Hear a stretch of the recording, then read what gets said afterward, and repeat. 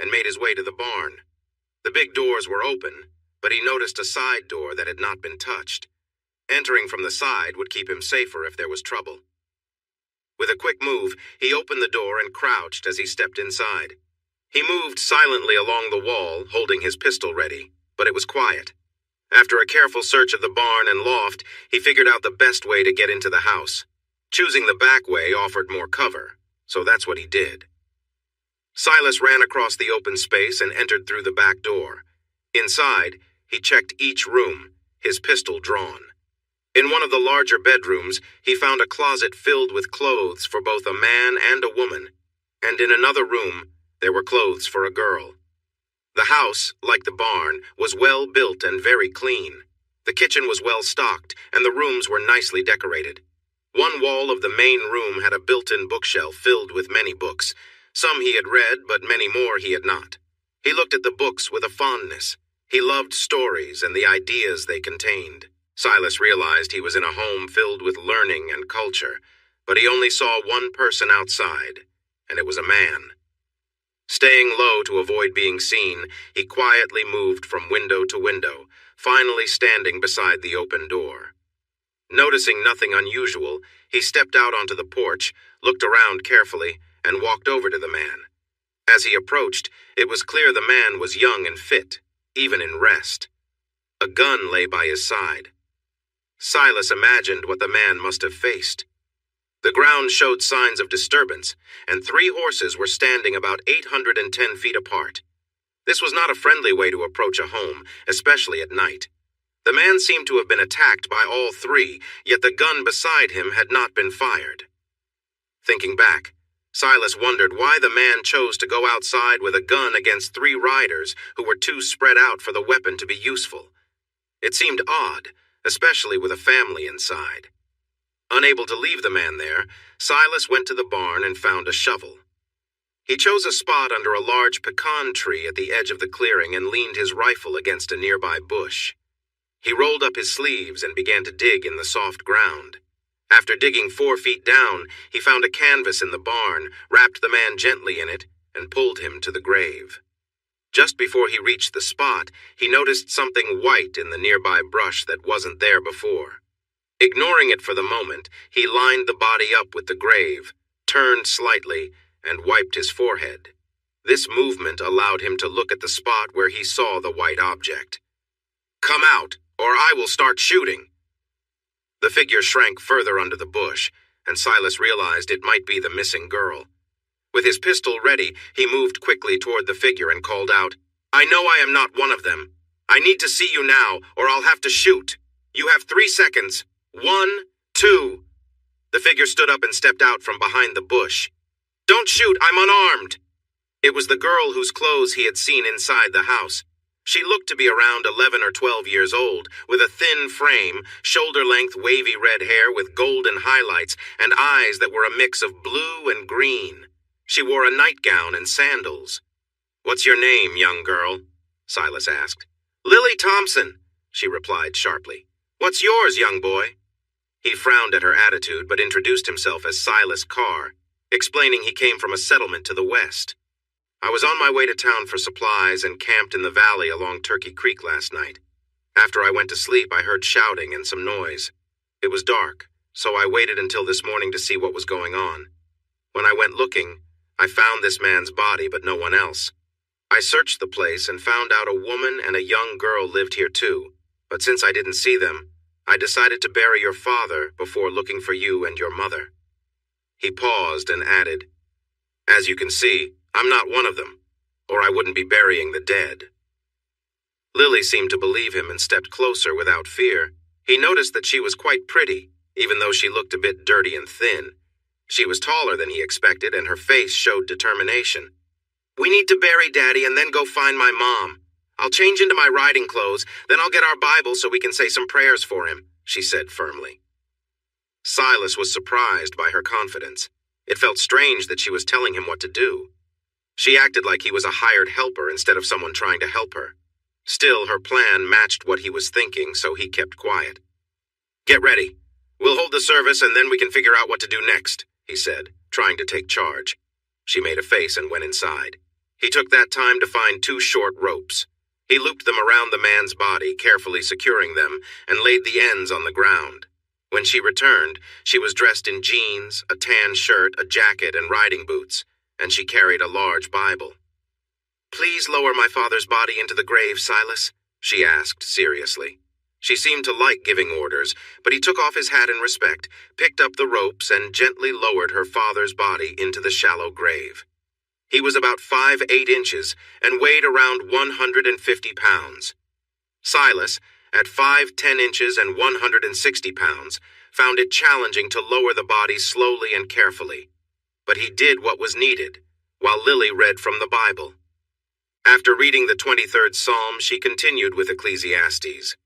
"The dust goes back to the ground and the spirit goes back to God, as it says in Ecclesiastes, 'There is a time for everything and a purpose for every season. A time to be born and a time to die, a time to plant and a time to gather what was planted, a time to heal and a time to fix what is broken, a time to cry and a time to smile, a time to feel sad and a time to be joyful, a time to let go of stones and a time to collect them, a time to hug and a time to hold back, a time to gain and a time to lose, a time to keep and a time to let go, a time to tear and a time to sow, a time to be quiet and a time to speak up, a time to love and a time to dislike, a time for conflict and a time for peace." Lily stressed a time to dislike, a time for conflict, and her expression showed she meant it. She continued her prayer. "Dear Father, we will always remember and honor you. You were a wonderful man, a great husband, and the best father a daughter could ever have. We will hold on to your memory forever. Father, the Lord has sent help as he promised in Romans 13:4, for he is a servant of God for your good. But if you do wrong, be afraid, for he does not carry the sword for nothing. He is a servant of God, avenging wrongdoing. Silas will help me find my mother, your loving wife, and bring her home. He will make sure those who harmed you and took mother face justice, as the scriptures say. Join me in the Lord's Prayer, Silas." Silas was a bit taken aback by Lily's strong words and the service she led. He prayed and then began filling in the grave. He placed an old door he found in the barn over the dirt and used 2 logs to secure it. "We will build a proper memorial later, but right now we need to find those men who took your mother." Lily whistled, and a blue roan mare came out from the brush near the creek. The horse hesitated at the sight of Silas, but Lily called, "Come, Blue!" and the mare followed her to the barn. Silas brought his horse down from the hill, gave him some water, and checked that his rifle and pistol were clean after crawling around. Lily rode Blue out of the barn, carrying an old Winchester rifle in a scabbard on the saddle and a shotgun across her lap. "Let's go. I think I know where they took her. Dad and I found a hidden campsite off the road to Dogtown a few weeks ago, and it looked like it was used often. I believe they're there." She urged her horse down the trail at a fast pace without checking if Silas was following. Silas shook his head at her daring spirit and hurried to catch up with her. He wasn't sure if her guess was right or wrong, but since she was her mother, she must have felt sure enough to move on without checking for signs. They rode quickly for about 30 minutes until she raised her hand and slowed her horse to a walk. Moments later, she dismounted and tied her horse to a mesquite tree. He did the same. "The campsite is just ahead. We'll be right on them when we reach the top of this hill," she said. Silas replied quietly, "We don't want to be together so they can't easily target us. You head straight ahead and I'll go around to the right. This way we can approach from 2 sides. Wait for my signal before you act." She gave him a puzzled look but moved forward. Silas circled around the back of the hill to find a large mesquite tree that would keep him hidden while giving him a clear view. He looked for the campsite for the first time. He spotted 3 men. 2 were lounging against a fallen tree, drinking coffee and chatting. They were facing him. The 3rd man was grappling with a woman who was clearly struggling and upset. "Maybe she doesn't want you as much as you thought. She's putting up quite a fight for someone who called for help." One man laughed. Silas watched as the man hit the woman. She covered her cheek and shouted, "You hurt me!" His friends laughed even more, with one saying, "So even hurting her husband for her wasn't enough of a gift?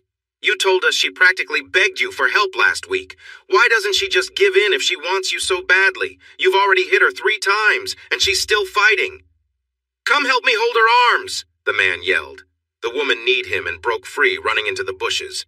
He screamed after her, "I'm going to get you." He pulled out his gun and fired at her, but missed. He tried to aim again, but before he could pull the trigger, 2 shots rang out. He fell back and lost his balance. His gun went off without aiming and he fell to the ground. Silas quickly focused on the other 2 men.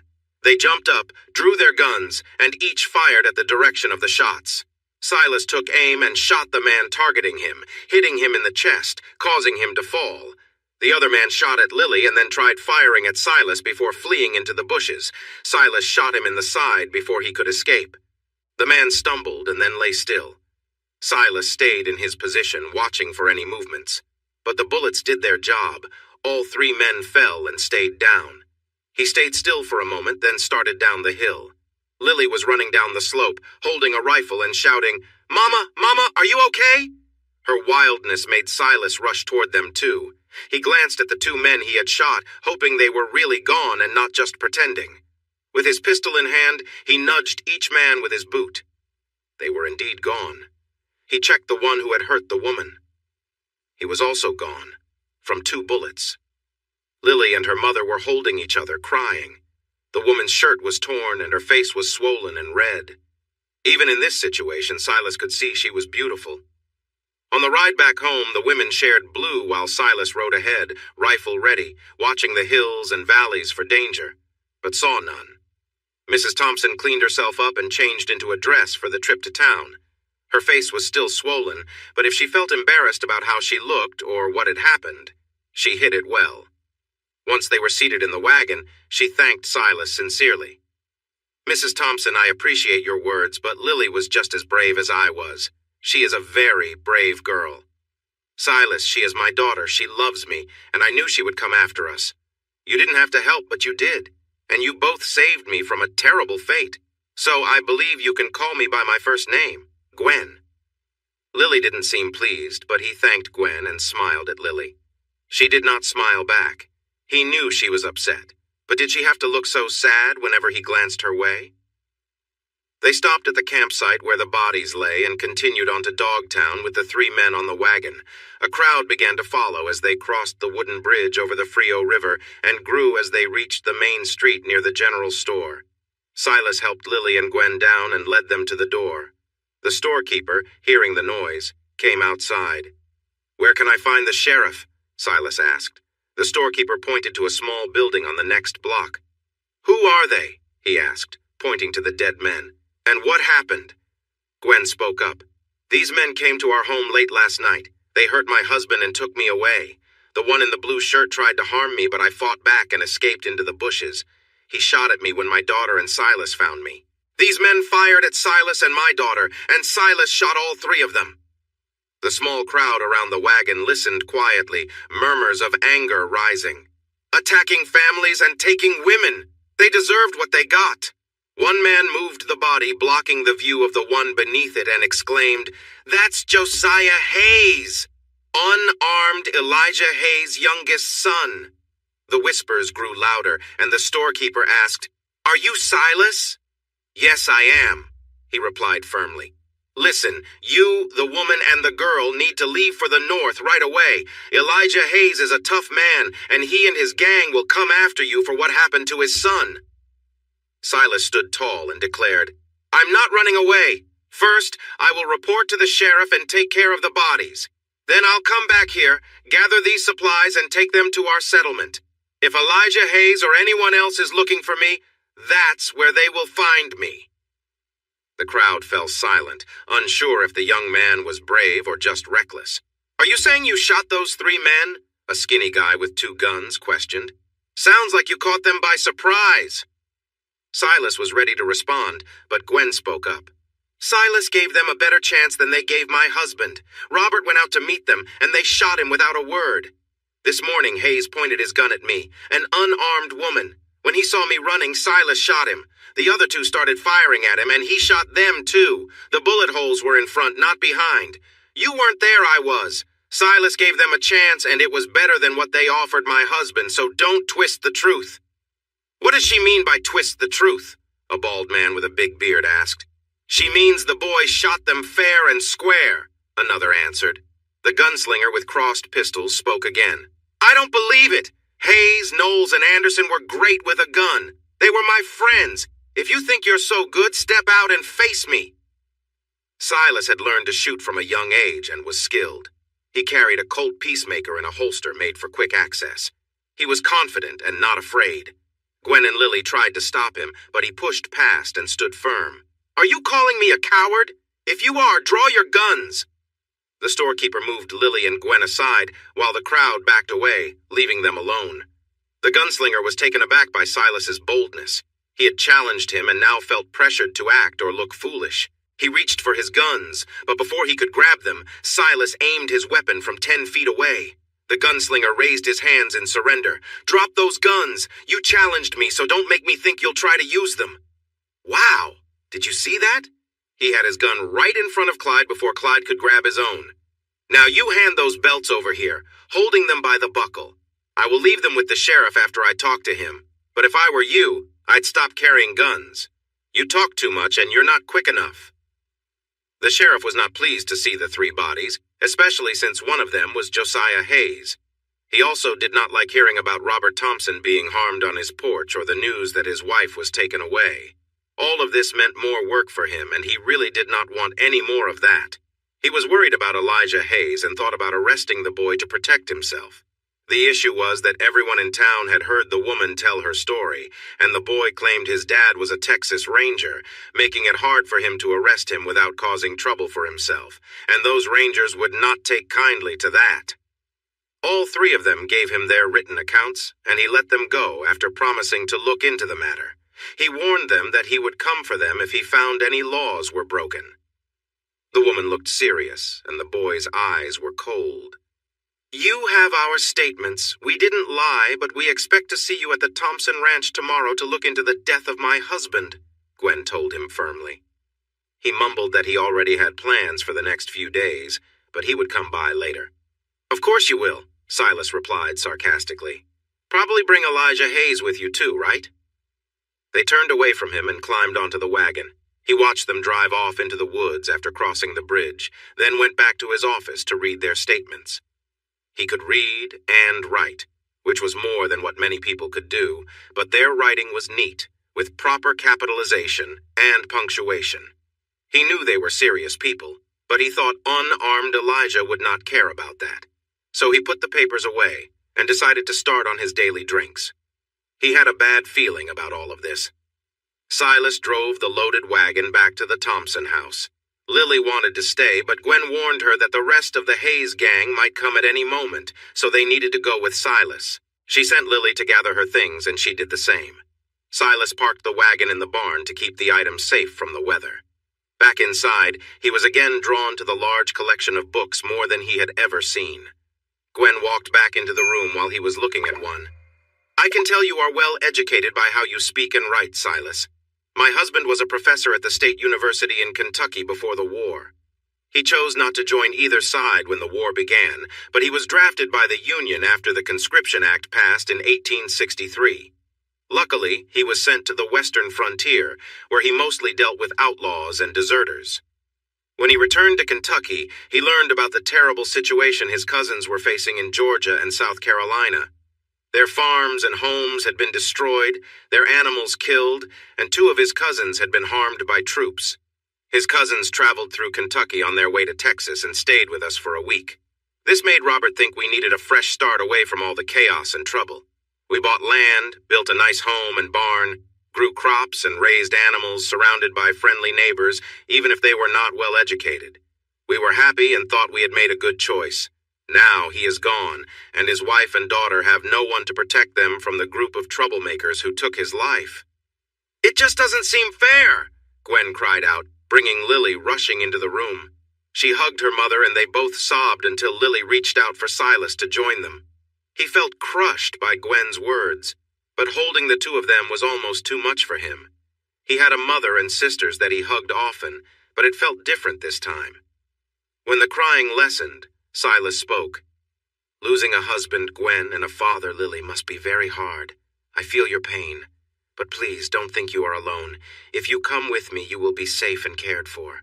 Our group has 4 families and my uncle Lorenzo, who left the 7th Cavalry after the Black Hills expedition. He added a room to our barn and sleeps there, but he has bought some land nearby, and we will help him build a house and barn when he is ready to move there. There are 5 men, 4 women, 7 boys, and 8 girls. We are all ready to help keep each other safe. Even the younger kids know what to do in tough situations. You can share one of our rooms, and my younger sisters can share another room until we figure things out. I am asking you to come with me, and I hope you agree, but I cannot let you stay here knowing how much danger you are in." Gwen smiled, but Lily looked worried at his last words. "What do you think you will do? Just carry us away like bags of flour? If we decide not to go, we won't go. If I have to, I will. Just remember, you don't weigh as much as a sack of flour." Lily was upset, but Gwen stepped in. "It won't come to that, Silas. We appreciate your offer, but we will want to come back here once it is safe. Everything we brought from Kentucky was in our wagons, and we're not leaving anything behind. We should stay here for the night and hit the trail early tomorrow. It's safer and more comfortable than sleeping outside," she suggested. She placed her hand on his shoulder, gave him a playful smile, and said, "Silas, I know you've been eyeing our books. Would you like to take some along to read?" He happily chose 10 books and put them in a bag on his wagon. He kept a small one to read later. Gwen sorted through the clothes and prepared dinner. Lily called the 2 mules and 3 horses, putting them in a corral and feeding them. Then she organized the harness, reins, and saddles for tomorrow. These were skills her father had taught her, and she was quite skilled. Silas rode back to his camp to get a few items he had hidden. He returned, took care of the mules, unsaddled his horse, brushed them down, and placed his horse and mules in a different corral. Lily tossed them some hay from the barn, and he brought them grain from his wagon.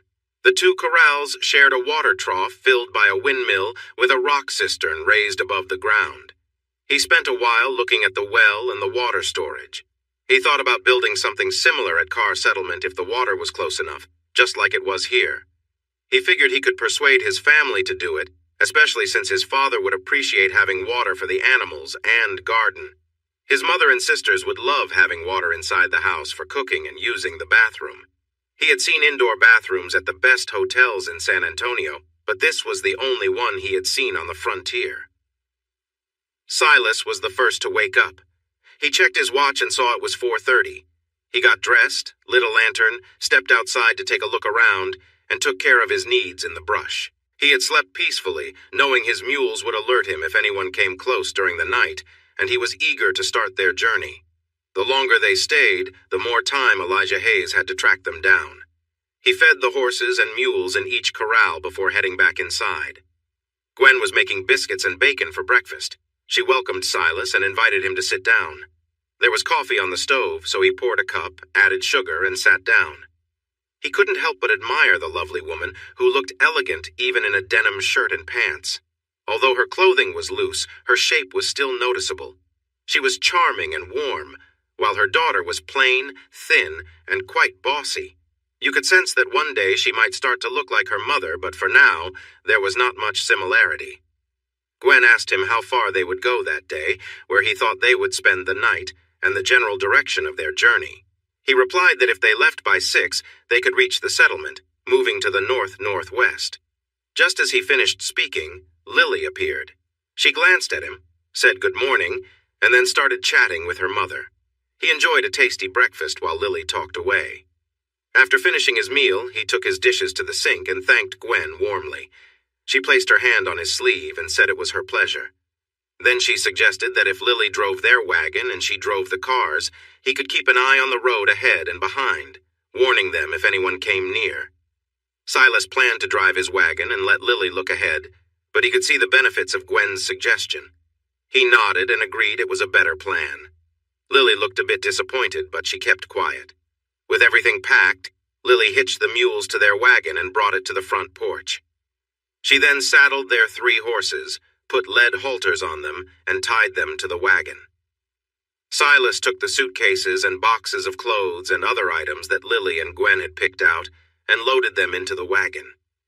They set off at first light, and Silas felt hopeful they would reach the settlement by nightfall. The last 20 miles would test the mules as the wagons were heavy, but the land was mostly flat and the path was good. They would stop every 2 hours to water and rest and still make it in time for supper. At the start, Silas rode ahead and around to keep watch on their trail and any possible directions someone might come from.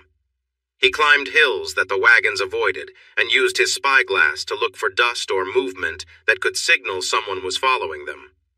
After they had covered about 10 miles, he felt more relaxed and rode beside the wagon that Gwen was driving. They talked for hours, and he found that her intelligence was even more impressive than her beauty. He was drawn to the older woman in a way he didn't quite understand. As for Lily, he understood her very well. She could be moody and difficult, teasing him with rude comments whenever she got the chance, even when, at her mother's request, he rode back to offer help. "No, I don't need anything from you. Just go back and bother my mother for the rest of the trip." Upset by her harsh words and challenging attitude, he rode ahead to scout the trail behind them. The wagons broke out of the brush and into the open fields of home an hour earlier than he had expected. He made one last round to make sure no one was following them closely. After checking, he sped past the wagons to reassure his family that everything was safe. Only his mother stood on the porch, but he noticed the gun barrels peeking out from the shooting slots. Safety first, just as his father always said. Once he was spotted, he returned to guide the wagons to the house. Car settlement was simple. 4 houses spaced about 100 yards apart in a rectangle, with barns and sheds further away. In the middle, a road connected the houses, and a large vegetable garden filled the southwest corner. A flagpole with the Texas Lone Star flag stood just beyond the road in front of the Carr home. When Silas arrived and signaled to his mother, families appeared on each porch to greet them. Silas stopped just past his home, letting Gwen and Lily park the wagons in front. He hopped off his horse, waved for everyone to join them, and helped Gwen and Lily down from the wagons. "I want to introduce you to my new friends, Lily Thompson and her mother, Gwen. They faced some trouble, which we can talk about later, so I invited them to stay with us for now. The supplies you ordered are in the first wagon and their personal items are in the second. Please put the common supplies in storage and take your own to your homes. Mother, if it's okay with you, they will stay with us until things settle down at their ranch. Billy, Tommy, please help them with their things, wherever Mother directs. I'm going to ride back to Spyglass Hill and check our trail. The trouble we might be facing could still be around, so we need to be ready. It seems that Papa and the other men aren't here. Are they working in the fields?" Samuel had been listening. When Silas mentioned trouble, he hurried to the family barn and quickly returned on his saddled horse. "No, son. They were asked by Ranger Wallace to help capture 3 escaped criminals. We don't know when they'll return, so we must rely on our defense plan without their help." She looked at the neighbor women, who nodded in agreement. Turning to Gwen and Lily, she said with a warm smile, "Ladies, my name is Madeline Carr. Welcome to Carr Settlement and to our home. Please come inside and I'll show you to your room. Kathleen, please move your things in with your sister so she can help change the sheets for our guests. Boys, please help put away our supplies first, then take everything from the Thompsons' wagon inside. I'll show you where to put it." Samuel rode alongside Silas as they trotted back up the road. "I just returned from checking the cattle and noticed you coming, so I wanted to hear what you had to say. I felt uneasy when I saw 2 wagons and the women, which made me think I'd need my horse soon. I'll ride with you and take the first watch." In about 15 minutes, they reached Evans Hill, also known as Spyglass Hill. They saw no signs of anyone nearby, so they moved to some rocks to check for snakes. "Samuel, you need to eat, and your horse needs food too. I need to speak to Mother. I'll go back now and send Abe to watch. He's old enough to help, and there's no sign of anyone chasing us right now. I'll take the second watch from 10 until dawn, and you can take over after breakfast. Let's make sure the signal fire is ready so we can see it tonight if needed. I'll cut some green mesquite and bring it back for you to stack by the fire." Silas put his hand on his friend's arm to get his full attention. "Samuel, I won't sugarcoat it. The men after us are known troublemakers, and I expect them tomorrow. Their leader is One-Arm Hayes, and he has a bad reputation. So when you take over tomorrow, if you notice anyone coming, light the fire and make it burn bright. Then add 4 pieces of green wood. As soon as the smoke rises, hop on your horse and head back. We need you ready for our plan to work." The younger boys had already fed and watered the mules. Silas took his horse to the barn, unsaddled him, and let him drink water before feeding him hay and grain. After hanging up his saddle and tack, he walked through the back door of the house. The car home was lively with all the women from the settlement and others not on watch duty. Silas hung up his hat and made his way down the hall to the living room. He could hear the women talking to Gwen in the kitchen and the kids listening to Lily on the front porch. When he heard Gwen mention his name, he paused to listen. "Oh, yes, it's an incredible story. After he found Lily and buried my husband, he discovered the gang that kidnapped me. We all know what they had in mind that night, but horsemen kept riding close to where we were camped. Each time it got quiet, they would share what they planned to do, but then more horsemen would come by and they would scatter. I was tied up and couldn't get away, but I kept praying that someone would come to rescue me.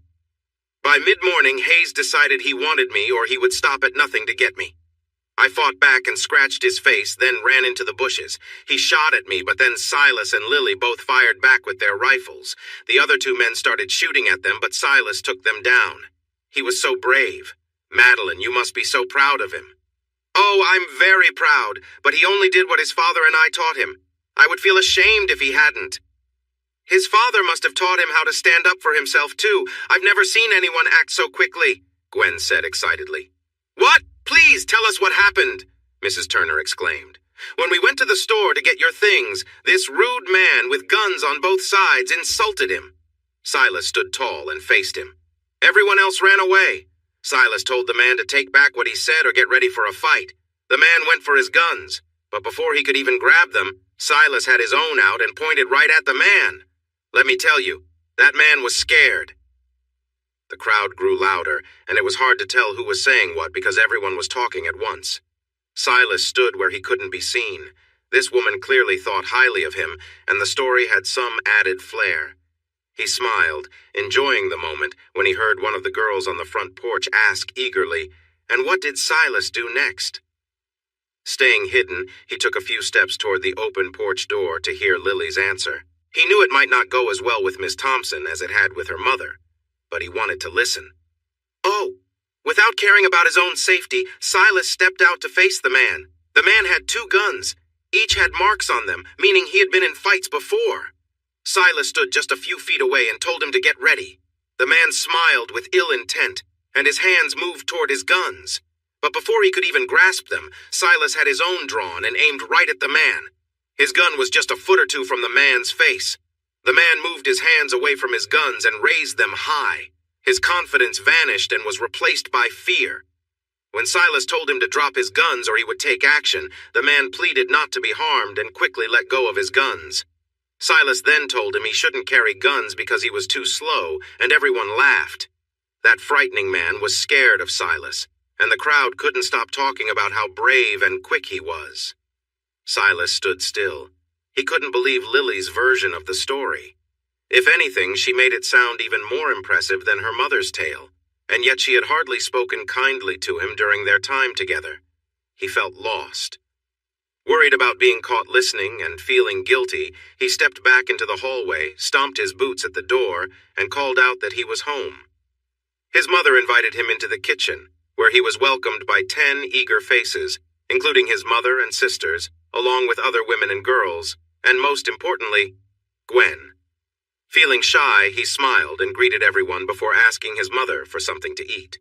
He was treated like royalty, with everyone eager to help him. He noticed how Carol Ann and Samantha stayed close, watching him. They were nice girls his age, but they had always been friends, so he thought of them as sisters instead of possible dates. It seemed they saw him differently now. Gwen was different. She was older and more refined, and he knew they had grown close. He sensed she had special feelings for him. He wondered how that could work.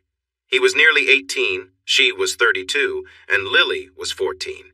It was an unusual situation, but he believed they could make it work if it meant being with the amazing woman he admired. The younger kids came in while he ate, looking up to him with admiration. The boys surrounded him, giving him friendly pats and praising him for helping the women. The younger girls stood nearby, smiling brightly. Lily chose the chair next to him and asked if he wanted more to eat or to drink. He nearly dropped his fork but managed to say not right now. She wore a cheerful smile, looking lovely now that she was clean and her curly hair was neat. He smiled back, and she flashed a bright smile at him, tossing her shiny hair back with her hand. He quickly focused back on his food, confused by how she had changed and curious about what had happened in the last few hours. After dinner, Silas talked to Abe, who had come to take over for Samuel. Silas checked various places to make sure there were enough supplies like rifles and shotguns. 3 guards, a 12-year-old boy, and 2 11-year-old girls were in the barns keeping watch. He reminded them to keep an eye on the hill and to let everyone know if they saw anything unusual. The boy just nodded, but the 2 girls looked a bit offended that he would remind them of something they already practiced, as if he thought they weren't capable. Before heading back to the hill for his shift, his mother and Gwen reminded him that they needed him there to protect the women and children, so he shouldn't take any risks at the lookout spot. Now he understood how the 2 girls felt when reminded of something so clear. He promised and rode away. As he passed the 2 barns, Lily called out to him from behind one. He stopped and rode over to her. "Can you get off for a moment? I want to give you something for good luck." He got down from his horse and told her he appreciated her thoughtfulness, but didn't think he needed luck for anything tonight. Lily came closer with her hand behind her back, as if she was hiding something. "Bend down," she said, and he did. She took off his hat and tied a leather necklace around his neck that held a Celtic cross.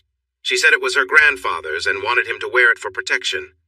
As she finished, he began to raise his head and found her face just inches from his. He met her gaze for a moment before she gently pulled him closer and kissed him. He was so surprised that he froze for a second, but his surprise faded quickly as he kissed her back and wrapped her in a warm hug. She felt delicate in his arms, and as their lips met, he worried he might be too rough. Feeling lightheaded and confused by the unexpected moment, Silas tried to step back, but Lily held on to him and kissed him again, this time with a little more openness. After a few moments, she broke the kiss and said with a giggle, "That was my first kiss, and my second." He smiled widely and replied, "Mine too. I didn't hurt you, did I?" "No, but my lips are still tingling," she said with a playful smile that he had just begun to notice. "I have no experience, but you are a great kisser, Lily." "You are too. Now go and keep us safe, my hero. I'll have your breakfast ready when you get back." Silas rode back to Spyglass Hill with a muddled mind. He had just stepped into the surprising and wonderful world of girls, and he felt as confused as anyone could be. Dawn broke slowly in the east, casting warm colors among the scattered clouds before fully lighting the sky. As the sun rose, Silas carefully looked for any signs of Hayes and his gang. He saw nothing, so when Samuel came to relieve him, they quickly went over what to do if someone approached. Others in the settlement were busy with their chores when he arrived, but Lily was in the kitchen with his food ready. She looked at him shyly and served coffee, milk, biscuits, bacon, and eggs. Gwen and his mother stood in the doorway with knowing smiles, watching him, and he started to feel shy and embarrassed. They said only a few words, but he ate heartily. He thanked her, and when she looked him in the eyes for the first time since he arrived, she told him it was her pleasure. She smiled quickly at him before heading over to her mother. Gwen told Silas that he needed some rest, so she took Lily to help in the community garden. Silas went to his room, cleaned up with the pitcher and basin that were ready for him, dried off with a towel, and lay down on his bed. His mother came in before he could close his eyes. She gently brushed his hair back and kissed his forehead. He reached up, touched her arm, and thanked her. Unexpectedly, she sat on the edge of his bed and started speaking. "You know that your father and I have big hopes for you, and we are always proud of what you do. You are a smart young man, even without much formal schooling. You have strong values and work hard. That said, what you did for Gwen and Lily was beyond our expectations. We are happy you could help them, and we're glad you brought them here. They are nice people and good helpers. But I have 2 pieces of advice for you. First, I noticed how you look at Gwen and the way she talks about you. That can be risky for both of you. That kind of relationship can lead to troubles that could impact your life. Second, you might have forgotten that others saw you and Lily near the barn, so that news has spread around the settlement. I don't know if Peggy exaggerated, but even if her story is partly true, it's something you should be careful about. You are 18 and she is 14, much too young for a serious relationship. You are a good-looking and smart young man, and you will make someone very happy one day. But remember your goal of going to university before getting too involved. Also, think carefully before trying to pursue both a mother and her daughter. It could lead to big problems. Now get some rest. I'll wake you if anything happens, or at 4 if it doesn't. And don't worry, we all know what to do, and we will handle things properly without needing your guidance. She left Silas to think about her words and his feelings. He tried to process them, but he was so tired that he quickly fell asleep until his sister woke him at 4. His thoughts were still unsettled, but he felt much better, more awake and ready. After dressing, Silas walked to the kitchen where he was surprised to find his sisters and Lily cooking. "Good afternoon. Where's Mother?"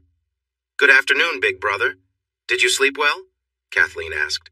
"Yes, I did, but I'm really hungry. When will we eat?" "Mother said you would wake up hungry, so we've been cooking for over an hour. Are you going to join us all for dinner at 5, or would you like to eat now?" asked Mary Virginia, his younger sister. She was 13, and Kathleen was almost 15, the same age as Lily. Lily simply stood and watched him, smiling in a way that he found appealing. "I should eat now. I need to ride up to the hill and look around with Dad's binoculars. I keep thinking they might arrive before dark, and I want us to have enough time to get ready."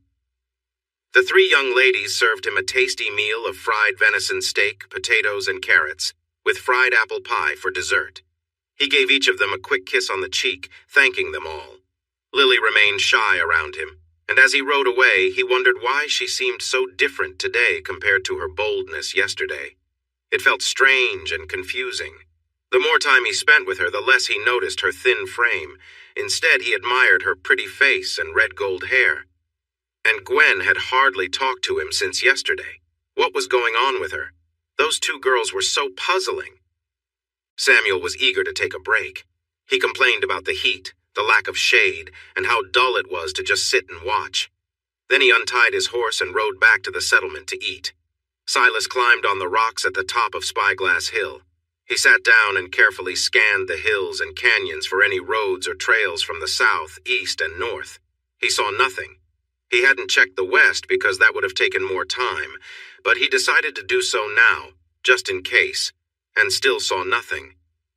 He closed his eyes for a moment and then resumed his search of the most likely paths. He had been up there for almost an hour when something on the distant horizon caught his attention. There was a light spot on the blue horizon that he started to watch, with and without the binoculars. It was hard to tell if it was dust or just his mind playing tricks, so he carefully looked around again.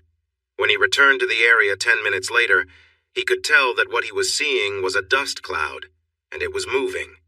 That meant there were riders, and quite a few of them. They were at least 30 minutes away from the hill, even if they were riding fast, so he grabbed his horse and raced back to the settlement. There was still time to finish preparations without starting a fire that could give away their location. Those working behind the barn saw his galloping horse first. They hurried to alert the others, and everyone was waiting as he got closer and dismounted. "There are riders about 3,040 minutes out.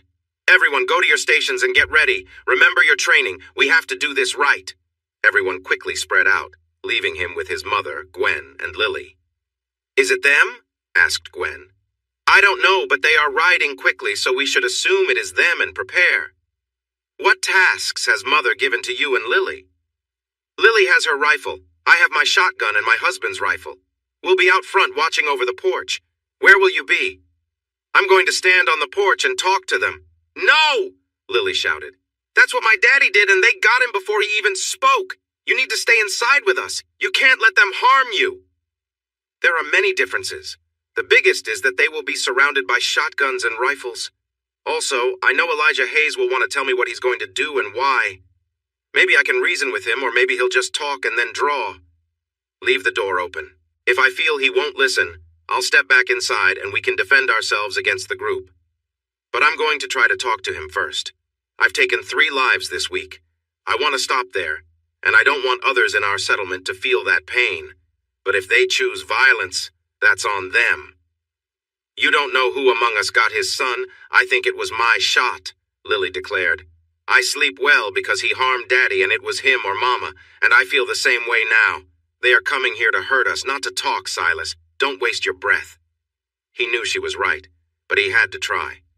Not everyone with a rifle or shotgun today would be as strong as Lily if they had to defend themselves, but he knew they would if it came down to protecting their family. "You make a good point. I'll stand in the doorway, Lily. If it becomes a fight, I'll step inside and you'll shut the door. We built this house to be safe and we can shoot through the slots, so we should be all right as long as we avoid the windows." He went inside. Even though they did this regularly, they still checked their rifles, shotguns, and pistols. Ammunition was arranged neatly in rows in their boxes, and more was stored nearby. Silas was prepared to shoot through the slot beside the doorframe, so he leaned his rifle against the wall. They sat quietly, waiting. When the bell rang, they stood or knelt at their slots. Gwen was next to him on the left, and Lily knelt on his right. They faced the open area to the south. His mother was at a slot in the kitchen on the east. Kathleen was in her room, looking east. Mary, Virginia, and his younger brother Adam were in the back bedrooms, watching the north. There were 6 men with Elijah Hayes. They rode into the open area with their rifles up, looking carefully at each building they passed. Hayes turned his horse in a circle and shouted, "I want the man and woman who ambushed my son. If they come out, we won't hurt you all, but if they don't, we will harm everyone here and destroy your buildings. We know your men are off with the Rangers looking for my late son and his friends, so all you have here are women and children. You don't stand a chance against us, so send them out, or we will start shooting." Silas stepped into the open doorway. "I'm Silas Carr. I'm the one who ended your son and the other 2 after they harmed Robert Thompson and took his wife. There was no trap. They shot first and they faced the consequences. You say there are only women and children here. Do you men care whether the bullet hitting you was fired by a man, woman, or child? Because you are surrounded and outnumbered, just look around." At that, rifles and shotguns appeared through the openings of the homes and barns. "Do you see? If this turns into a fight, you will all be in danger. We won't bury you nicely, we'll pile you on some wood and set it on fire. Now, Mr. Hayes, we can end this right here, and you can live to see another day. Your son made bad choices and faced the results. He tried to harm someone, and in the end, he got what he deserved. Ride back to your ranch, say goodbye to your son, and focus on your cattle, sir. There is no need for all of you to suffer today." Hayes listened, but his anger wouldn't let him back down. He squared his horse and prepared to reach for his pistol when the rider beside him grabbed his hand and shouted, "PA, stop! You know what he says is true. I loved my brother, but he made his own choices that led to this. Let's ride back to the ranch, give him a proper farewell, and take care of things there." "No way! I'm going to confront this boy, and then anyone else who goes against us." He broke free and turned to his son. "If you're scared, then ride away now." "Goodbye, Pa. I'll take care of our home, and I promise to bury you beside Josiah if these people will let me," he said, then made a last plea. "Please come with me." "Get out of here, coward." His son raised his hands and rode away from the group. Elijah Hayes steadied his horse again and faced Silas. "You are wrong," he shouted, reaching for his pistol. Silas drew his peacemaker and shot him down before he could pull his weapon. He stepped inside just as a bullet hit the door frame near his head. He heard Lily and Gwen fire and quickly positioned his rifle through the opening, noticing 2 more saddles were empty. Samuel fired from the barn loft, hitting another saddle. The last outlaw tried to escape the way he came, taking a shot at Samuel as he rode past. A shotgun fired from the Townsend house, and he fell off his horse. After a few minutes, the only survivor of the gang slowly rode back into the courtyard, hands raised high in the air. He paused in front of the car porch, and Silas came out to meet him. "My name is Jefferson Davis Hayes. I'm sorry for how things turned out, young man. You tried your best. Once he was a good man, but after losing his wife, his home, and his arm in the war, and spending 2 years in a prison camp, he changed. My brother made it worse by always getting into trouble, lying about it, and asking Father for help. If you're okay with it, I can carry Father home on my horse. As for the others, it's up to you. From what I know, none of them have family in Texas, especially not around here." Silas nodded and helped Jefferson secure his father on the horse. Just as they finished, they heard the sound of galloping horses.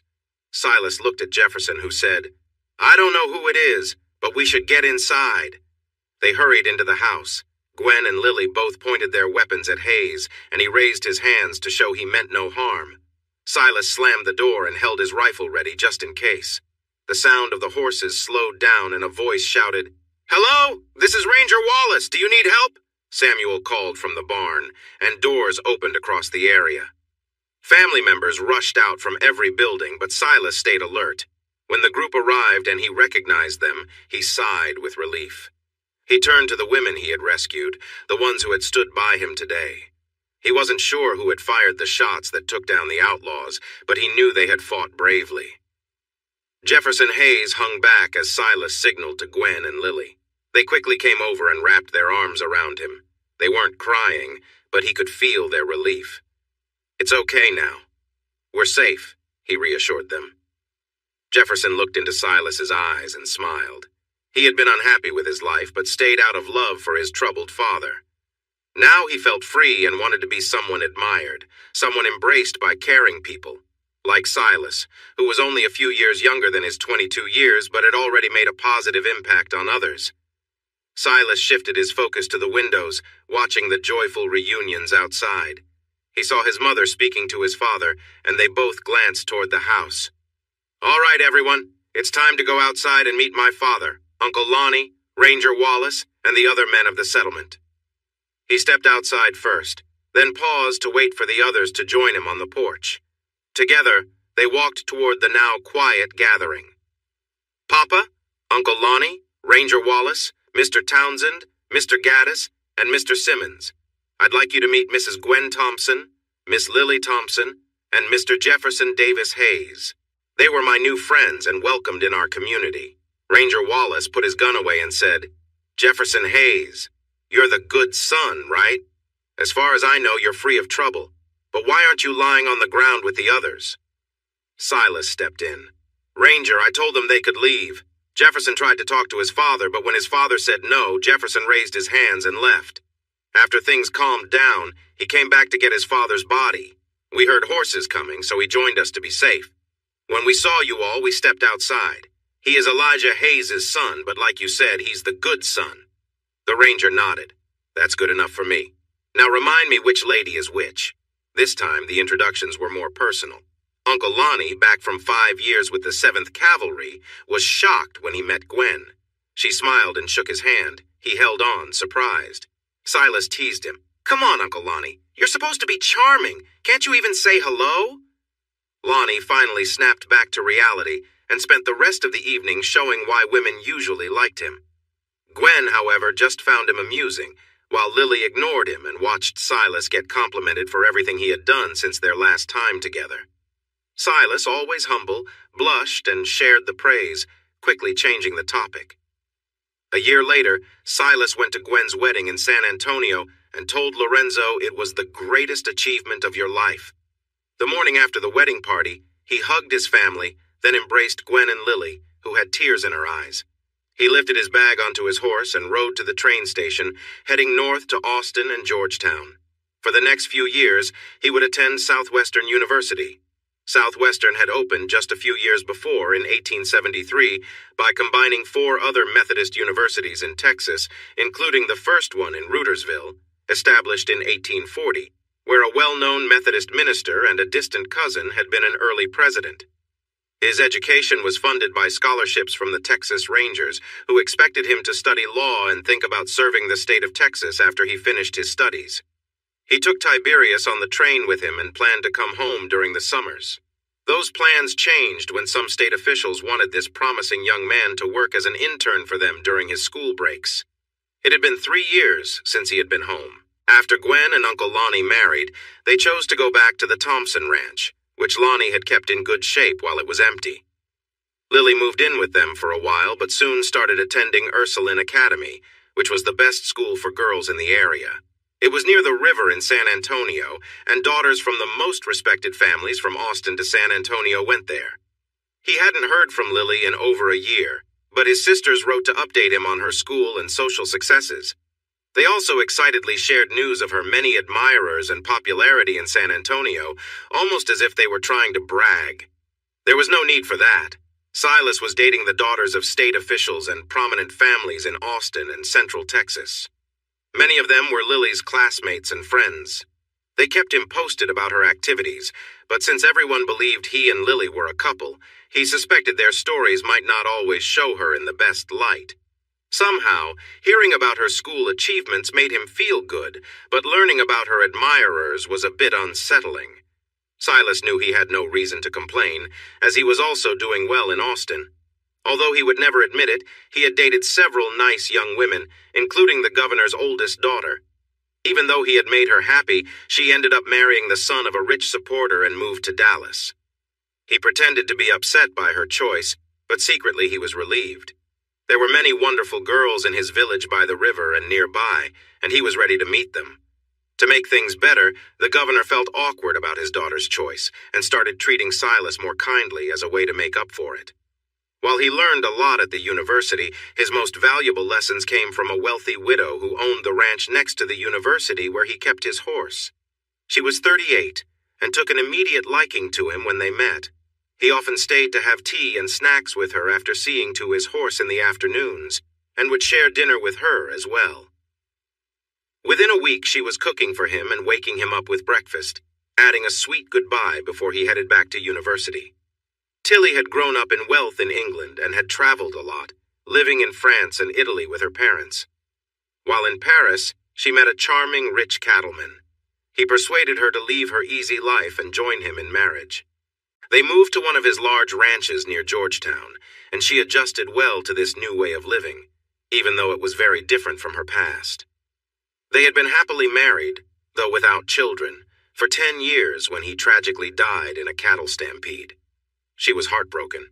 To make matters worse, her parents were lost just a few months later when their ship sank while crossing the ocean to visit her.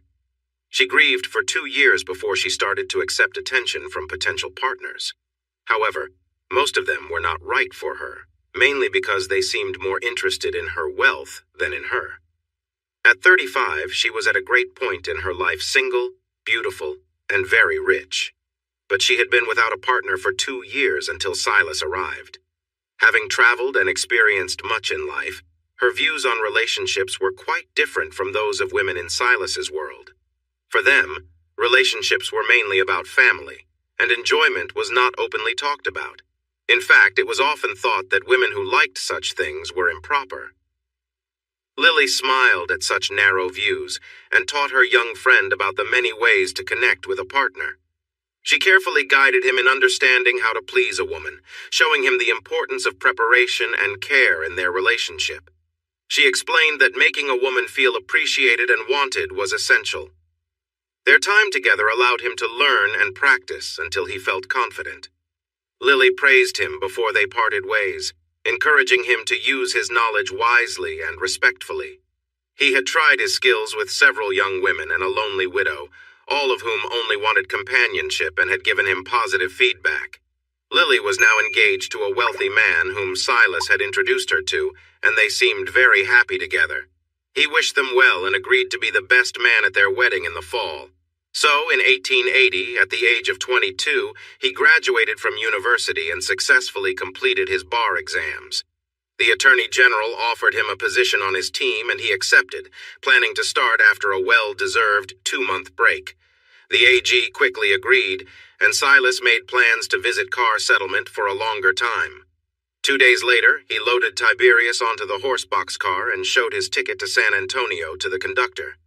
No one knew he was coming, so when he arrived, everyone celebrated late into the night. It was too late to prepare a special meal, but his father promised a big celebration for the following Saturday. News spread quickly, and a big crowd was expected. Uncle Lorenzo and Gwen will arrive Friday night. They will stay in the guest house that he and your father built before moving to the ranch, his mother told him on Thursday. With a playful smile, she added, Gwen asked if you could take the buggy to San Antonio on Friday to pick up your old friend Lily from the academy. Would you do that? Knowing she was trying to set him up, he smiled back and replied, Of course, Mother. Will she be bringing someone with her, maybe? I hear she's quite popular in San Antonio. His mother raised an eyebrow. Just like you are with the young ladies in Austin, we've heard. No, I doubt she will bring anyone, but our new covered buggy can fit 4, so there's plenty of space. Smiling at her reply, he asked, "What time should I be there to pick up San Antonio's shining star?" Raising her eyebrow again, Mother answered, "Her classes end at noon. Perhaps the Prince of Austin Society might want to arrive a little early to make himself known among the young people." He laughed and kissed his mother on the forehead. "I had no idea you had spies in Austin, Mother. If you want to keep your personal life private, maybe avoid dating Lily's friends from Austin, son. Texas is big, but word travels fast," she replied. Silas changed horses at Ben Wallace's ranch, which was about halfway to San Antonio. Mrs. Wallace told him that her husband was away on ranger duties but would return in the afternoon. With a smile, she warned him he should prepare for a long chat, because her husband would be happy to see him after so many years. He could have arrived as early as 10, but decided to check out the downtown area first before going to Ursuline Academy to pick up the girl he hadn't seen in over 3 years. He knew she would have changed at 18 from the girl he last saw at 15, but he felt sure he would recognize her. If nothing else, her red gold hair would stand out. Would she know him? Probably, but he was now 2 inches taller and 20 pounds heavier than when they last met, and he was dressed in a suit instead of denim. He parked the horse and buggy under the shade of a live oak and walked towards the campus. He wasn't sure exactly where she would be, but the 3-story building had classrooms and offices, so he decided to start there. On his way to the building, he was stopped by one of the Robertson girls he had dated. After a friendly hug and kiss, she eagerly asked why he was there. He told her he was there to pick up Miss Lily Thompson and take her home to see her parents. "Oh, so she is going to your graduation party. I should have guessed from how she mentioned her plans. Be careful with her, Silas. She's quite clever and knows how to charm men." Did he sense a hint of jealousy in her warning? Surely no well-mannered lady would speak poorly of another without a good reason. He chuckled softly, knowing full well that they would both compete to win over the same people. They walked side by side toward the boarding house where Ruth thought Lily would be, and her jealousy was obvious. It seemed that her feelings about Lily were more significant than those about him. She viewed his old friend as a rival. As they approached, a small group of young men gathered around a stylish young woman standing on the porch. As Silas got closer, he could see the glint of gold in the red hair of the girl, which was piled up nicely. Her back was turned to him, and he noticed that her fashionable dress had a bustle but otherwise flowed elegantly. If that is Lily, he thought, she certainly seems to have changed a lot. "Good day," he called out to the group. "I'm here to see Miss Lily Thompson. Could someone please tell me where she is?" The frowns on the men's faces confirmed his guess. The person they were focused on was indeed Miss Lily. She turned to him with a bright smile, but her expression turned serious when she noticed the young woman by his side. Although he was sure she recognized him, she said, "I'm Lily Thompson. Who are you and why are you looking for me?" 2 could play that game. "Oh, I didn't recognize you, Miss Thompson. It's been quite a while. You probably don't remember me, but I'm Silas Carr. Your parents asked me to come and escort you home. Is it just you? Or will any of these young men be joining us?" "Oh, Mr. Carr, I didn't recognize you either. It has been a long time. No, I'll be the only one traveling with you. The carriage is parked by the main building. Should I bring it around?" "Please do. Perhaps I can ask these gentlemen to help me with my bags. I have quite a lot, as I'm going home for the summer." "Is there enough space?" "I'll get the carriage and we'll find out." He gave Miss Robertson a friendly kiss on the cheek, told her he was glad to see her, and hoped to meet again soon. Then he walked towards the carriage, which was a few blocks away. When he returned, the gentlemen and ladies were waiting beside the road. There was just enough room for all her bags, but it was tight. She greeted all the men with a kiss on the cheek, pretended to kiss Ruth Robertson, and let one of her admirers help her into the carriage. Silas got the horse moving, and she made a little show of waving and saying goodbye again. "So," she said as they drove off, "you studied hard to be a carriage driver?" He caught her teasing smile from the corner of his eye, so he looked straight ahead and replied, "It's one of the things I do well, but really, I'm here because your mother asked me to pick you up. Since it was your mother, I couldn't say no." "And what about you? Are you still focused on socializing and your admirers?" "Actually, I'm the best student at my school," she said proudly.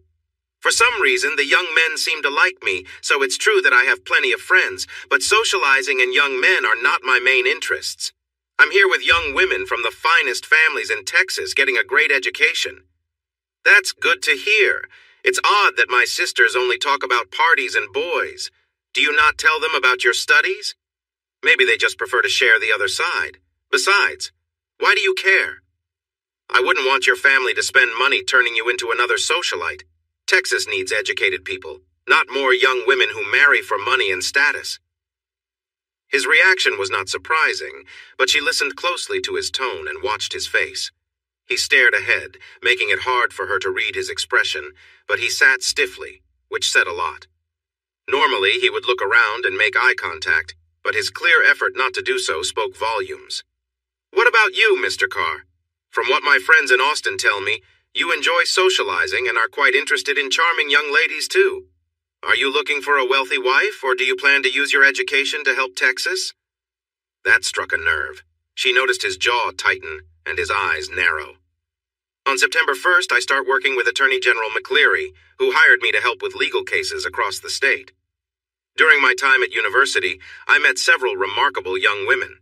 However, Georgetown to Austin is a long ride, and I was often busy with classes and weekend activities. My chances for socializing were few, while you have been living in San Antonio, surrounded by many young men who enjoy your company and the social scene there. Silas, you sound a bit jealous. Why would you care what your skinny little friend, I believe that's what you called me before you left, is up to, or who she's dating? He shrugged, keeping his gaze straight ahead. Just curiosity, that's all. She let out a soft giggle. He turned to her, looking her over from head to toe. She felt a rush of warmth, but smiled proudly. She had dressed nicely and even used some makeup for this occasion. In a charming manner, he complimented her, saying, "It looks like my skinny little friend has blossomed into a lovely young woman, Miss Thompson." "Ha! I hear that sort of flattery way too often, Mr. Carr. There's no way you'd add me to your list of admirers." "So how about we just chat and catch up on the last 3 years without any games?" Silas smiled back. "I may have sounded a bit forward, but I truly meant it, Lily. You've really grown up." "How are your mother and Uncle Lonnie doing?" she asked. "They should be at the settlement by now. I assume you'll be staying with them." "Yes, until after the celebration. Then we will head back to the ranch." The rest of the trip to Ranger Wallace's ranch was filled with pleasant talk. However, Silas sensed a flicker of jealousy when he mentioned the governor's ball from 1878, where he attended with the governor's daughter, Serena. He found a brief delight in her unease, but didn't mention that Serena was only 13 at the time, and it was strictly a duty as her escort, not a romantic outing. He also kept quiet about his connection with Tilly Johnson. Although he was not ashamed of that relationship, he thought it best if she didn't know. Some stories are best left untold. When they arrived at the ranch, Catherine and Ben Wallace greeted them on the porch, and the Carr family's well-rested horse was waiting in the corral. After the men greeted each other warmly, they took Ben's draft horse off the cart while the ladies talked. Then they all went inside for sandwiches and tea. Lily was truly charming. She quickly had Catherine engaged in conversation before the table was even set, and the old Texas Ranger was captivated by her before they finished their meal. Silas sat quietly, enjoying Lily's lively storytelling and admiring how she could connect with people. It was nice to see her shine like this, as it would help him notice if she ever turned her attention toward him. Since it was getting late and they still had some distance to cover, they said their goodbyes until the next day. Ben and Catherine would be with them at the celebration, where Ben joked about sharing funny stories about his young friend, despite his friend's protests. A little way down the road, Silas said, "You certainly made a great impression on them, Miss Thompson." "They are really good people, aren't they, Mr. Carr? I enjoyed our short visit, and I'm looking forward to Mr. Wallace's stories tomorrow. He seems to like you a lot." "He's my dad's best friend. They served together back in the war, and my dad helps him out when he needs it. He's more like family than just a friend." "And as a young politician, Mr. Carr, do you view it as the war of northern aggression, too?" "I see it as a tragic mistake by both sides. The North used their larger population to impose taxes that hurt the farming South, and many Southerners were too stubborn to accept the changes happening around them. My family didn't own slaves. but we were poor farmers in Tennessee, and the unfair taxes really affected my father and grandfather. The Reconstructionists act like they are better than everyone else, but their actions led to the resentment that caused the conflict. And it's important to remember that those who claim to fight for unity also caused a lot of suffering along the way. So, Miss Thompson, I hope you understand where I stand based on what I've said. And yes, I know your father served in the Union Army. That doesn't change my view. She paused for a moment before replying. You've just shared a side of you I hadn't seen before, Silas. It's surprising to see how strongly you feel about something that happened so long ago. I hope I don't see how you react if you feel wronged. Or have I? Is it the gunman from Dogtown, maybe? He didn't feel the need to answer, but he knew he had acted more calmly during that event than he might have in other situations. He hoped Ben would keep those stories to himself. The people in the settlement spotted them from far away. A welcoming group made up of kids, older kids, and young adults waved. The adults joined in, greeting them from their homes and nearby fields. Colorful decorations hung from the barn doors closest to the central area where they gathered, and flags were strung around the newly laid concrete slab made while he had been away at school. Nearby, a well had been dug, and a windmill was set up just a few steps from the slab. A tall water tank stood beside the windmill, and fresh water was available from a tap at the bottom of a pipe leading from the tank. People could fill buckets or use the trough below. There were more pipes leading from the tank, but they went underground towards the car home and barn. The flags waved from pole to pole around the slab, wrapped around the windmill and up to the tank, where they were tied at the roof. These decorations were quite fancy for Carr Settlement, and Silas appreciated the effort. After 3 days at home, he felt a bit overlooked, but Lily's joyful welcome matched his from days ago. It seemed she didn't return home often either. She was friendly to everyone, but her special bond with the Carr sisters was clear. They embraced warmly, hugging and chatting until Gwen appeared around the corner, pausing to watch. Gwen's beauty and grace took his breath away as always, but today she seemed to shine even brighter. Lily noticed her mother, broke away from the Carr sisters and rushed to her. They hugged, and then Lily stepped back, looking at her mom. Still holding her hands, she asked something, and Gwen responded with a smile. Lily began hopping and squealing in excitement. Silas felt confused at first, but then realized that Gwen's figure had noticeably changed. He jumped down from the buggy, tied the horse to the rail, and rushed over to congratulate her. Gwen noticed him coming, released her daughter, and ran into his arms. They embraced tightly before she leaned back to look into his eyes and gave him a quick kiss. I knew from the first time we met that you were someone special, Silas. Some people are surprised that you have a university degree and passed the bar exam at only 22, but I always believed you could do it. My biggest hope is that your new job gives you more time to visit your family and friends and to meet your new cousin. Silas felt a lump in his throat, but he stayed calm. That's my wish, too. I can't wait to meet my new cousin and spend time with them. Speaking of that, where is my favorite uncle? With your dad, getting the fire pits ready. The steer is prepared, and now it's curing. The pits are dug, the firewood is gathered, and they are sharing some drinks while they work. Do you want to join them or go inside to thank your mom and sisters? They've been busy baking and getting ready for tomorrow's feast. Let's go see Mom first, he said, leading his friend into the house. If only he were a bit older. They didn't notice the look Lily gave them, but her mother felt it and giggled. She needed to prepare her daughter's future partner for the tricks her daughter was planning. He had to stay aware before anything could begin. Her strong-willed daughter needed guidance, but she wasn't sure Silas knew enough about her daughter's antics. The other 3 wives of the settlement were with his mother, and he received warm greetings from each. They asked him about his trip to pick up his friend, how it felt to have a university degree, and what was happening around the state capitol. He was polite and friendly, but he made sure to keep his answers brief. As they started to make more bread, he excused himself and joined his dad, Uncle Lonnie, and some other men at the pits. The steer's head, wrapped in damp burlap, was placed on hot coals to cook through the night for the feast. Some people loved to eat special parts like the tongue and lips. Silas was not one of them. Silas shifted the conversation to the plumbing and water systems he had seen. He asked who had worked on it, how it was working, and the benefits it brought.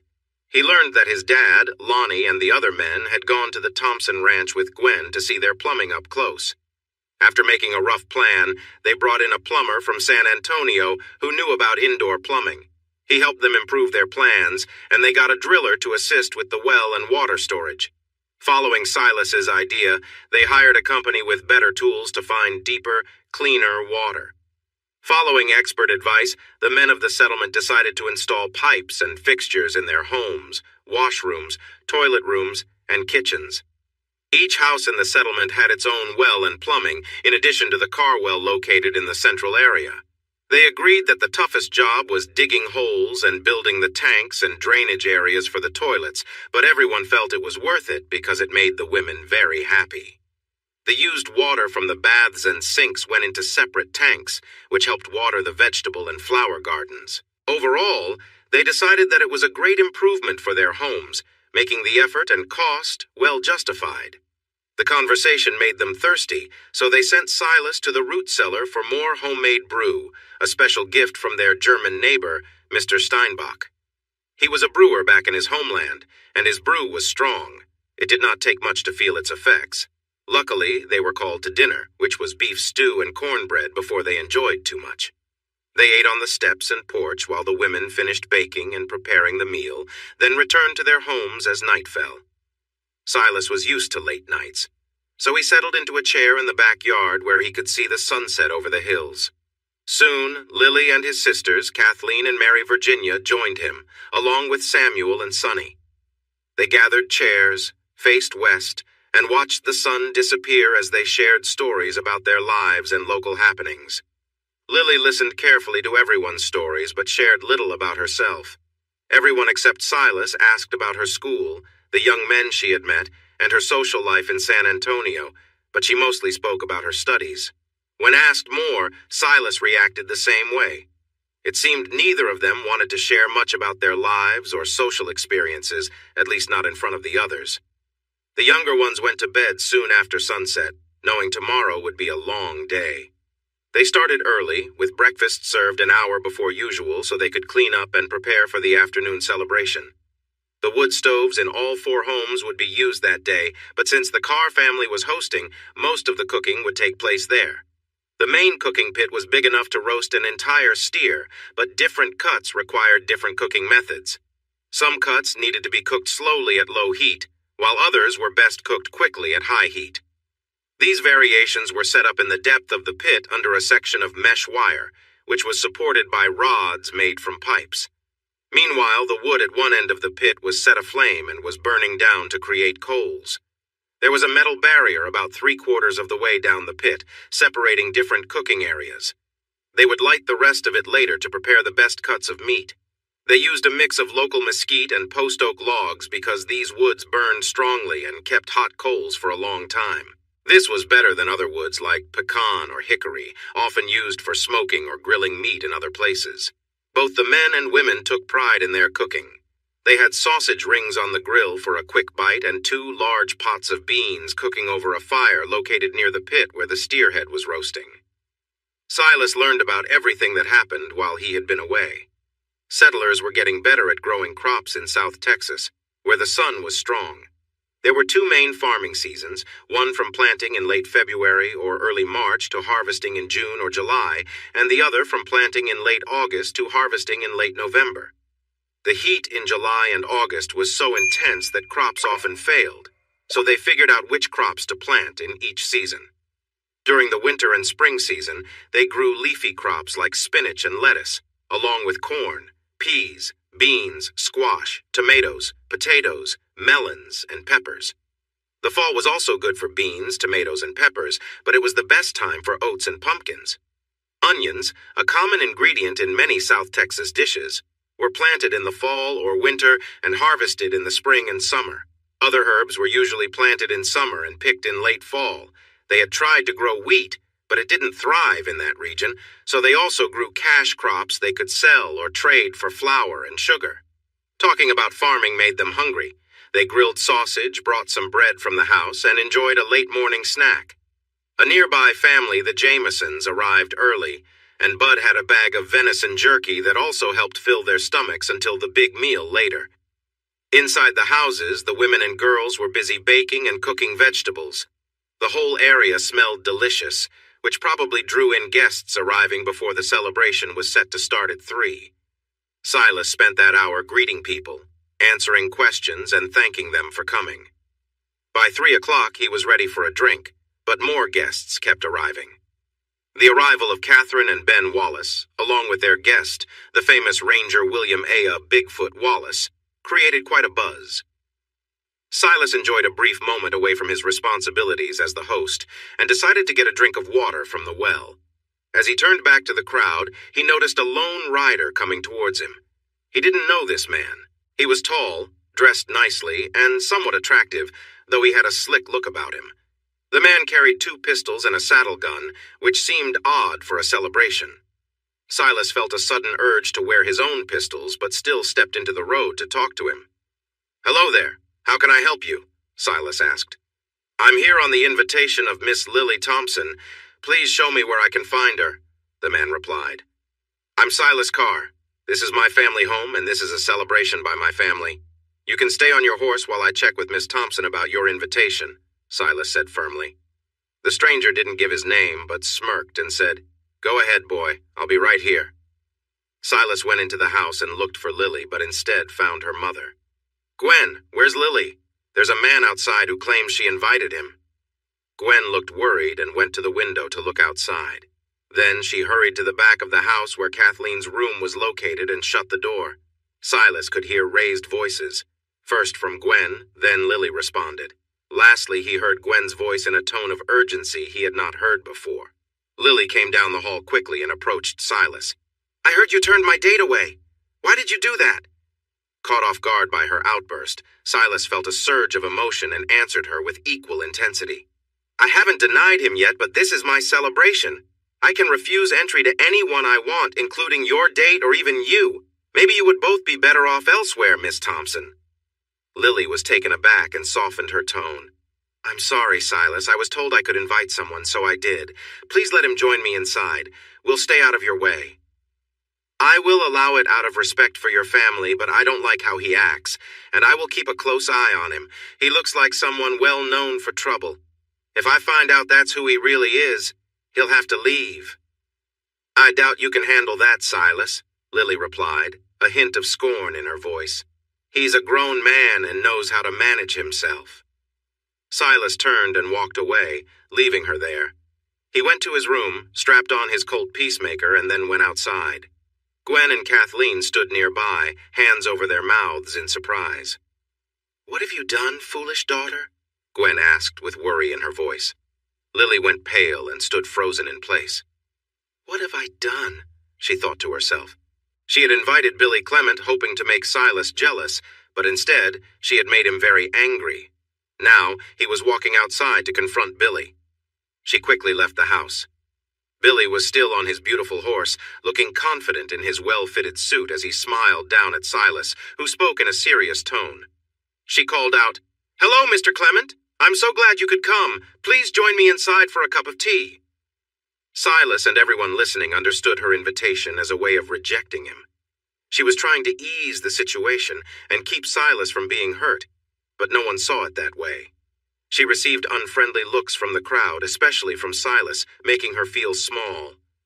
"Nothing is going as I planned," she thought. Things got worse when Billy walked over, touched her arm, and greeted her with a kiss on the cheek. After she regained her composure, she noticed the disappointment on her mother's and Kathleen's faces. They turned away, clearly upset with her and her guest. Feeling embarrassed, she took Billy to the kitchen to introduce him. He tried to charm the women and girls, but they only responded coolly. Lily realized she had made a big mistake, but she felt there was nothing to do but wait it out. Hoping for a warmer welcome outside, she led him through the back door. Unexpectedly, he took her arm as if they were a couple, walking confidently toward the gathering. She spotted Silas holding a drink, but he turned away when he saw her approaching with Billy. So she decided to go to Lorenzo, hoping for a friendly greeting. Lorenzo didn't seem happy, but he shook Billy's hand and said hello, which was more than anyone else had done. As Lily looked for a place for them to sit, she heard a loud voice. "Billy Clement, what are you doing here?" Ben Wallace stood up, and just behind him was his fellow ranger, Bigfoot Wallace, who was a very large man. He glared at Clement, who immediately said, "I'm here by Miss Thompson's invitation. I'm not looking for trouble." Ben Wallace gave Lily a disapproving glance, but said, "Make sure you don't. I'm not sure if you have any issues waiting for you, but if you cause any problems, William and I will take you back to San Antonio. Got it?" Clement nodded, but Lily could feel the tension in his body, even though they weren't touching. She looked at him and quietly said, "It seems like we aren't welcome here." "Maybe you should go." Clement looked at her with a serious expression that she had never seen on his usually friendly face. She watched as he softened, placed his hand over hers, and returned to the charming manner he was known for in San Antonio. "That's not needed, Lily.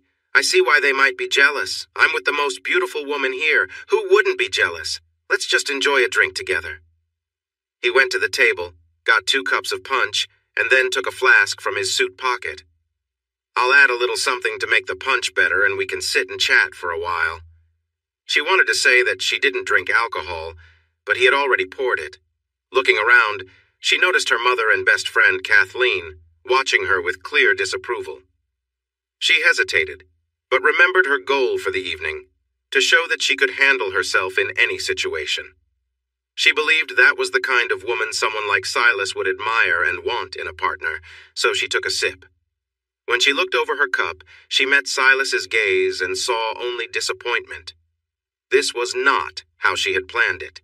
He had not noticed the beautiful dress she had custom-made for the occasion, or the hairstyle that showed off her neck and shoulders. Instead, he was giving her a look filled with disapproval, while Billy leaned in to whisper that he wanted to have some time alone with her. Had she misjudged Silas so badly? She had been able to play boys at school and around San Antonio against each other, and she thought she could do the same with Silas. She had picked Billy Clement, known as a charming troublemaker, because she believed that would make Silas want to compete for her attention, giving her the upper hand. She briefly wished she hadn't made a mistake, but decided to stick to her plan. She fluttered her eyelashes at Billy and giggled, pretending he had said something funny instead of disrespectful. He took that as a sign to get up, so she stood too, confused. He took her arm, and they walked away from the party towards the barn beside the house. She allowed him to lead until she saw what he was thinking. Did he really think she would go into the barn with him? What would he think of her? What would everyone else think? She stopped and asked him where they were going. He replied in his most charming voice, "I thought we could take a walk away from everyone and get to know each other better. I can see that you want to take our friendship to a different level." She looked him right in the eyes and said, "No, Billy, you are my guest, not my close friend. That will never change, so please forget that idea. We can return to the party and try to enjoy it, or you can go. I won't be going anywhere else with you because we are only acquaintances, and that is all we will ever be." His expression turned cold and tense. "So I am just here to make someone else jealous. That guy, right? I have seen the way you look at him. Let me tell you, he dislikes you now. He and the other men here know who I am, and inviting me to his celebration is disrespectful. He won't want anything to do with you, and neither will the others. You might as well come with me because your reputation is damaged by what you've done today." Lily turned pale at his words, more scared they might be true than angry at his rudeness. How could she have misjudged the impact of inviting him? He was known as a bad boy, which made him appealing to many young women and even some older ones. At the ball where they first met, she thought she could manage him easily. But here he was, holding her arm tightly, insisting she leave with him because she had already harmed her reputation just by being near him. She had no wish to be with him at all. There was only one man she cared about, and now it seemed she had ruined her chances with him forever. She tried to pull away, but Billy held her in place and said, "It's time to go. We aren't wanted here." He pulled her closer and kissed her. She fought back, but when he pulled away, he smiled and said, "Tonight we will channel your energy in a different way." She slapped him hard with her other hand. He laughed and started to pull her toward his horse. Suddenly someone grabbed his shoulder, turning him back to the party where everyone was watching. Angrily, he let go of Lily and quickly reached for a hidden weapon with the intent to confront her friend. Just before he could aim, a shot rang out, hitting his hand and making him drop the weapon. He winced in pain, holding his hand tightly. "Did you really think I wouldn't notice you were left-handed, Billy? Did you really think I didn't know about your hidden gun, the one you used to shoot those 3 men? You've never won a fair fight, always pretending to draw with your right hand while using the gun in your left sleeve. Well, now you have the chance to use your right hand for a fair fight." Silas put his Colt back in its holster and stepped back. "Whenever you're ready, Billy, grab that gun and let's see how fast you are." Billy complained. "You hurt my shooting hand. It's not fair. It's more fair than the fights you've had. Now draw and let's see what happens." Billy raised his hands. "If you shoot me, it will not be right. I'm not going to draw. You coward! You're just like the rest of your family trying to sneak by. You tried to harm me before. I had every reason to stop you then, and I have every reason to do it now without facing any trouble for it. But I'll give you a chance. Draw that fancy pistol and let's see if you can really stand up to your reputation. Think about your father, your cousin, and others from your family. Do you think they'd want you back if they knew you walked away from a fight with me? If you step back, everyone here will spread the word all over Texas, and you'll be the joke of the state. You can either fight me or live as someone known for being scared. What will it be?" The 2 rangers, Silas's dad and uncle, along with 2 other men, stood close by but well out of the way. The crowd behind them had quietly gathered so everyone could hear what was happening. Gwen was comforting a crying Lily, who kept saying, "I'm really sorry, I didn't know, I promise I didn't know." Clement looked at the people near him in the cold eyes of Silas and realized he only had one option. He might have to leave Texas, but he always wanted to see California. He unfastened his gun belt and let it drop. "I'm unarmed, Ranger Wallace. Tell him to let me go. If he shoots me now, it won't be right." Wallace didn't respond, so with his hands still raised, Clement turned and walked toward his horse. He felt sure that Silas wouldn't shoot him in the back, although he himself wouldn't have hesitated to do so. As he mounted his horse, he remembered his rifle and thought about whether he could grab it, shoot Silas, and escape. "Yes, you should, Clement," came a voice from behind him. "What do you mean?" he asked. "Go ahead and put down that rifle," the voice said. "My pistol is put away. You might get me before I can take it out." Clement shook his head. "No thanks. I need it for protection while I leave here and head out of state. I won't see you again. If we meet again, it will be the last time. And don't even think about stopping somewhere and causing trouble. We'll have guards posted and they will act quickly. I wouldn't dream of it. I may not be much, but I would never harm a crowd with women and children. And about Silas, the girl, she didn't understand. I kept a low profile with her. She was only trying to make you jealous, which is new for me. Usually I have good luck with women, but this time I got nothing. Treat her kindly, she's still young."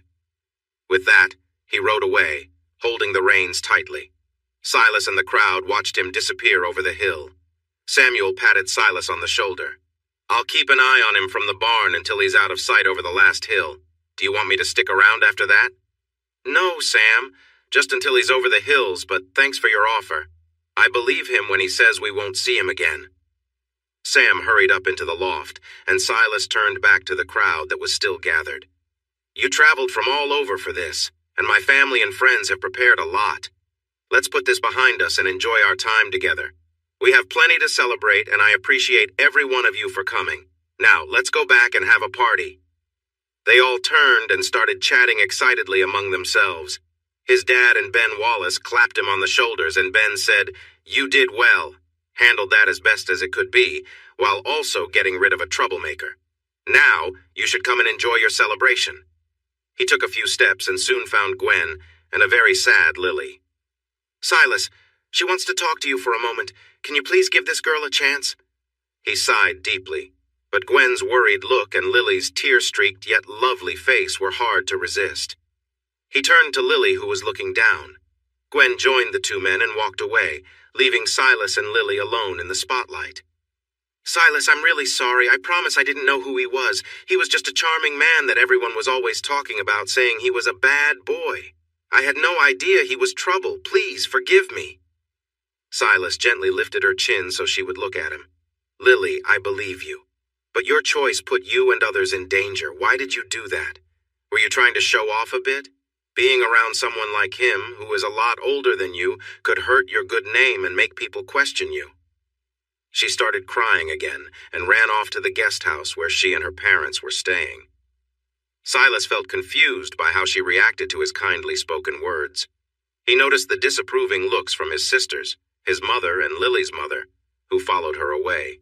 "You have a lot to learn about the girls, son," said Bigfoot Wallace as he joined the Rangers, his dad and uncle. "But you handle the troublemakers pretty well." Uncle Lonnie put his arm around Silas and said quietly, "I bet before this night is over, someone will tell you what Lily has been up to. Just remember, even if she acts grown-up, she's still a young girl, and that can be tough. To make it even harder, she was her daddy's little girl. After he was gone, she focused all her feelings on the person who saved her and her mom and wanted to take action against those who hurt him. Like it or not, you two have a special connection. Even when she makes mistakes, remember that in her heart, she may want to see that connection grow into something even deeper. If you're not ready for that," he added with a grin, "I suggest you look for a place far away, because she won't give up easily." All four men laughed, and Silas smiled, shaking his head. "I'm worried that the college education we're celebrating today didn't quite prepare me for situations like this. Does anyone have some advice?" Everyone laughed, and Ben replied, "What advice does a young man need when the most beautiful girl around is interested in him? Besides being pretty, one of her teachers told me she's also the smartest girl they've had at Ursuline Academy in years. We all know she can win anyone over. My advice? Either get her a ring or listen to Lonnie." "Can you all stop chatting and get the meat ready?" Silas's mom said, sounding a bit frustrated. "It looks cooked, and we're all set to load up the serving table except for the meat." They responded with a cheerful "Yes, ma'am," and began working. In 15 minutes, they were ready for the blessing, which Preacher Robinson took 5 minutes to give.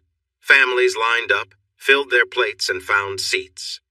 The kids often chose to sit on the steps or porch so the adults could gather at the tables. A calm but nicely dressed Lily returned to eat with her family. There was enough space for Kathleen and Mary Jane to join her after serving. The plates were heaping, but there were plenty of seconds, and even those who said they couldn't eat more managed to make room when the desserts came out. Silas had read about long French meals during family gatherings, and for the first time it made sense to him. After about an hour and a half, Silas suggested starting the cleanup when Ben Wallace climbed up on a bench under the big oak tree and called for attention in a loud voice. When some on the edges didn't hear, Bigfoot roared for quiet, and it worked. "We're here to celebrate a young man we all know and are proud of, Mr. Silas Carr, for earning his university degree. Let's start with a round of applause for him, and then we can share some stories about our friend." The applause stopped when Silas finally stood up to acknowledge it and said thank you to everyone. Ben continued, "Most of you know about his adventures in this area. There's the incident with Josiah Hayes and his friends after the tragedy involving Professor Thompson and the situation with his wife, Gwen." He nodded toward Gwen, who waved. Josiah's father, one-armed Elijah, was angry and brought his group right here, demanding they hand over the one who confronted his son. All the men were with me, off looking for him and the others. Silas faced him, and when he wouldn't back down, Silas took action. The good people here helped when things got rough, and the only survivor was the son Jefferson, who chose not to fight back against the boys and women. He is now one of Silas's closest friends, and missed this gathering because he is on his honeymoon in Mexico. There was loud applause again, which continued until Silas stood up, raised his hands, and said, "I didn't do any more during the Hayes gang incident than Samuel over there, or my mom, sisters, brothers, or the other women and children who stood strong. Everyone did their part, and they were brave, just like Miss Lily Thompson, who was only 14 when we faced Josiah Hayes and his men. She is an excellent shot with her rifle, and to this day, we don't know who among us took down Josiah. It doesn't matter. She was brave and determined that day." This last comment about being determined made the crowd laugh, and Gwen stood up. "It's my turn. Yes, my daughter was strong-willed that day because she doesn't give up easily, and she always believes her way is the right way." After the laughter faded and Lily's blush lessened, Gwen said, "As it happened, she was right about where they were keeping me, and her confidence helped Silas arrive just in time to save me. I owe my life to her and Silas.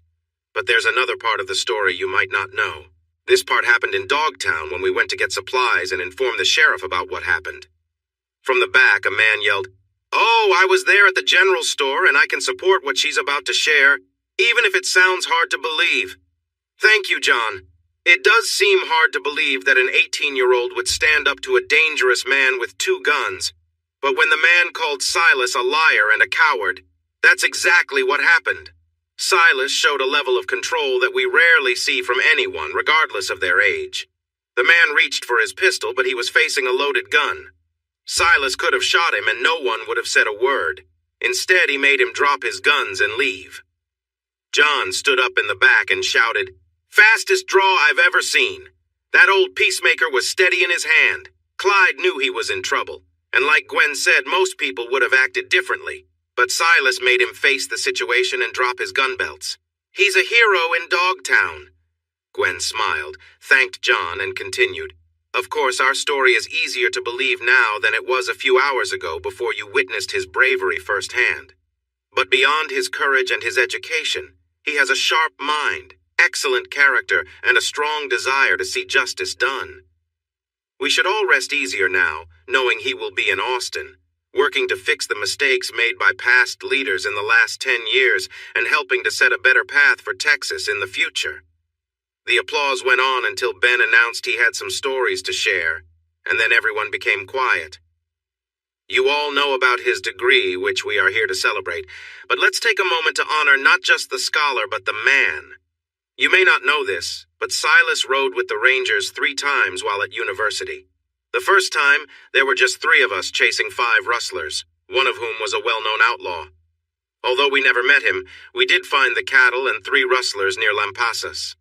Silas was supposed to watch over us while we approached, but they spotted us and rode their horses down a canyon right into Silas, who had set a rope across the trail between 2 trees. They stopped, and he sat on his horse ready to catch them. They raised their hands in surrender, and we were able to arrest them. The next time, we traveled to Gonzales to help with the Sutton-Taylor feud. It was right after Willie Sutton and Gabriel Slaughter were shot while waiting for a boat at Indianola, and tensions were high. We were tasked with stopping the violence, and we did for a time. Silas first spoke with Rube Brown, the leader of the Sutton side after Willie's death, and then he talked to Jim Taylor, who led the other side. He got them to agree to a truce, and things calmed down for a while.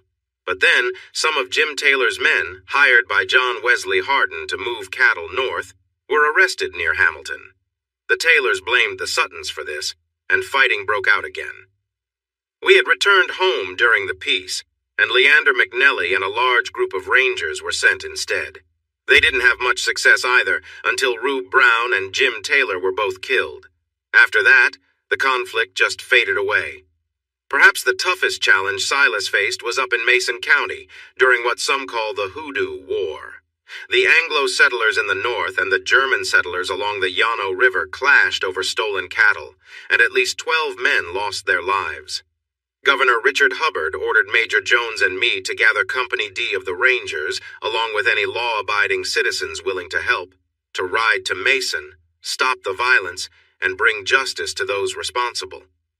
Silas was the youngest in our group, but he stood strong in tough situations. From the Anglo side, we arrested George Gladden and Johnny Ringgold, who is now known in Arizona as Johnny Ringo.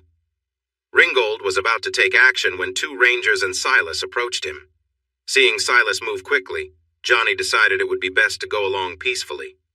Scott Cooley, a former Ranger, had escaped. He had a troubled past, having taken the lives of several German ranchers who were involved in a serious conflict that led to the loss of his adopted father. Sheriff Clark and 3 German ranchers faced arrest, but no one was found guilty of any crime. Unfortunately, all the records were destroyed when the courthouse was burned down. Many difficult lessons were learned from that struggle and the Sutton-Taylor feud. Those who lived through it know that a civil conflict can be the most painful, as feelings run very deep. Silas witnessed this reality. Both sides believed they were justified, and perhaps they were, yet their actions against each other were unjust. Though he is still young, Silas has experienced much that many older people have not. I believe the wisdom he gained will guide him well in the future, and I am sure he will have a bright path ahead. One thing is clear. If he chooses not to practice law, a future in law enforcement is open to him. Everyone chuckled. But then Ben continued. Silas will work for the Attorney General of Texas, who is a former ranger himself, dedicated to fighting corruption and standing up for what is right. So the person we honor today will be in a good place with a good leader. Now let's bring him up here with a round of applause and hear from him. I truly appreciate your kind words, Ranger Wallace, and your careful choice of stories. We had some adventures beyond those mentioned, but I was well looked after and I learned a lot. I'll be honest, I'm torn. I've just completed my university degree and passed my exams. Now, I've secured a job with an attorney general I respect. This role gives me the chance to help tackle the lawlessness in Texas, which isn't just about thieves. Some are also robbing the state of Texas and its people by twisting our laws to benefit themselves.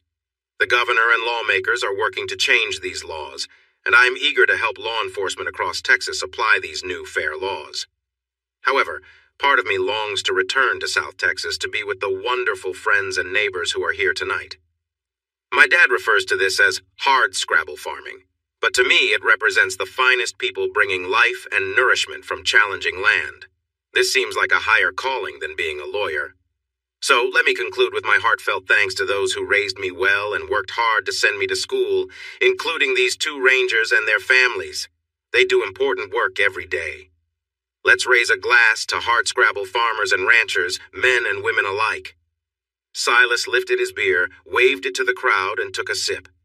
The audience loved it, and their cheers echoed for several minutes. After hearing his words, Silas invited everyone to join him at the quad for some dancing to the band. He stepped down from the bench but let others move ahead of him. His mother grabbed his arm and said, "Hold on a moment, Silas. We need to talk to you." When he turned around, he saw Kathleen and Gwen with her, all wearing worried expressions. Kathleen seemed to be the one who would speak first.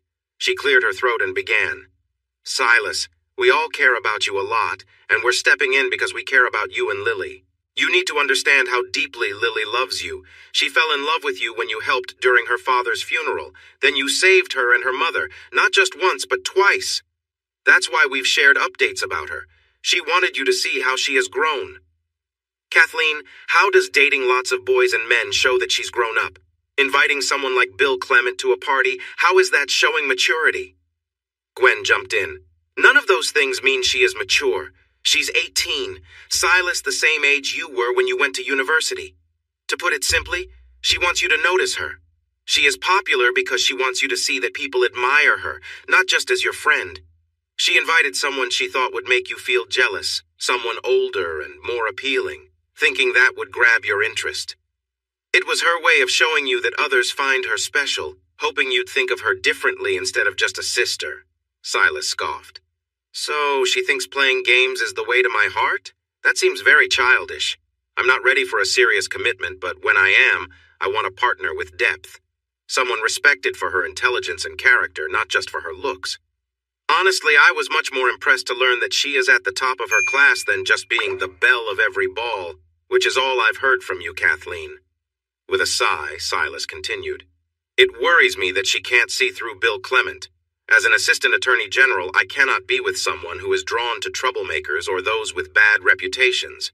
No, it's not just about her poor choice in friends. She simply isn't the grounded and focused person I need in my life right now. She flits around like a butterfly instead of being more steady. Maybe one day in the future she will be, but not right now.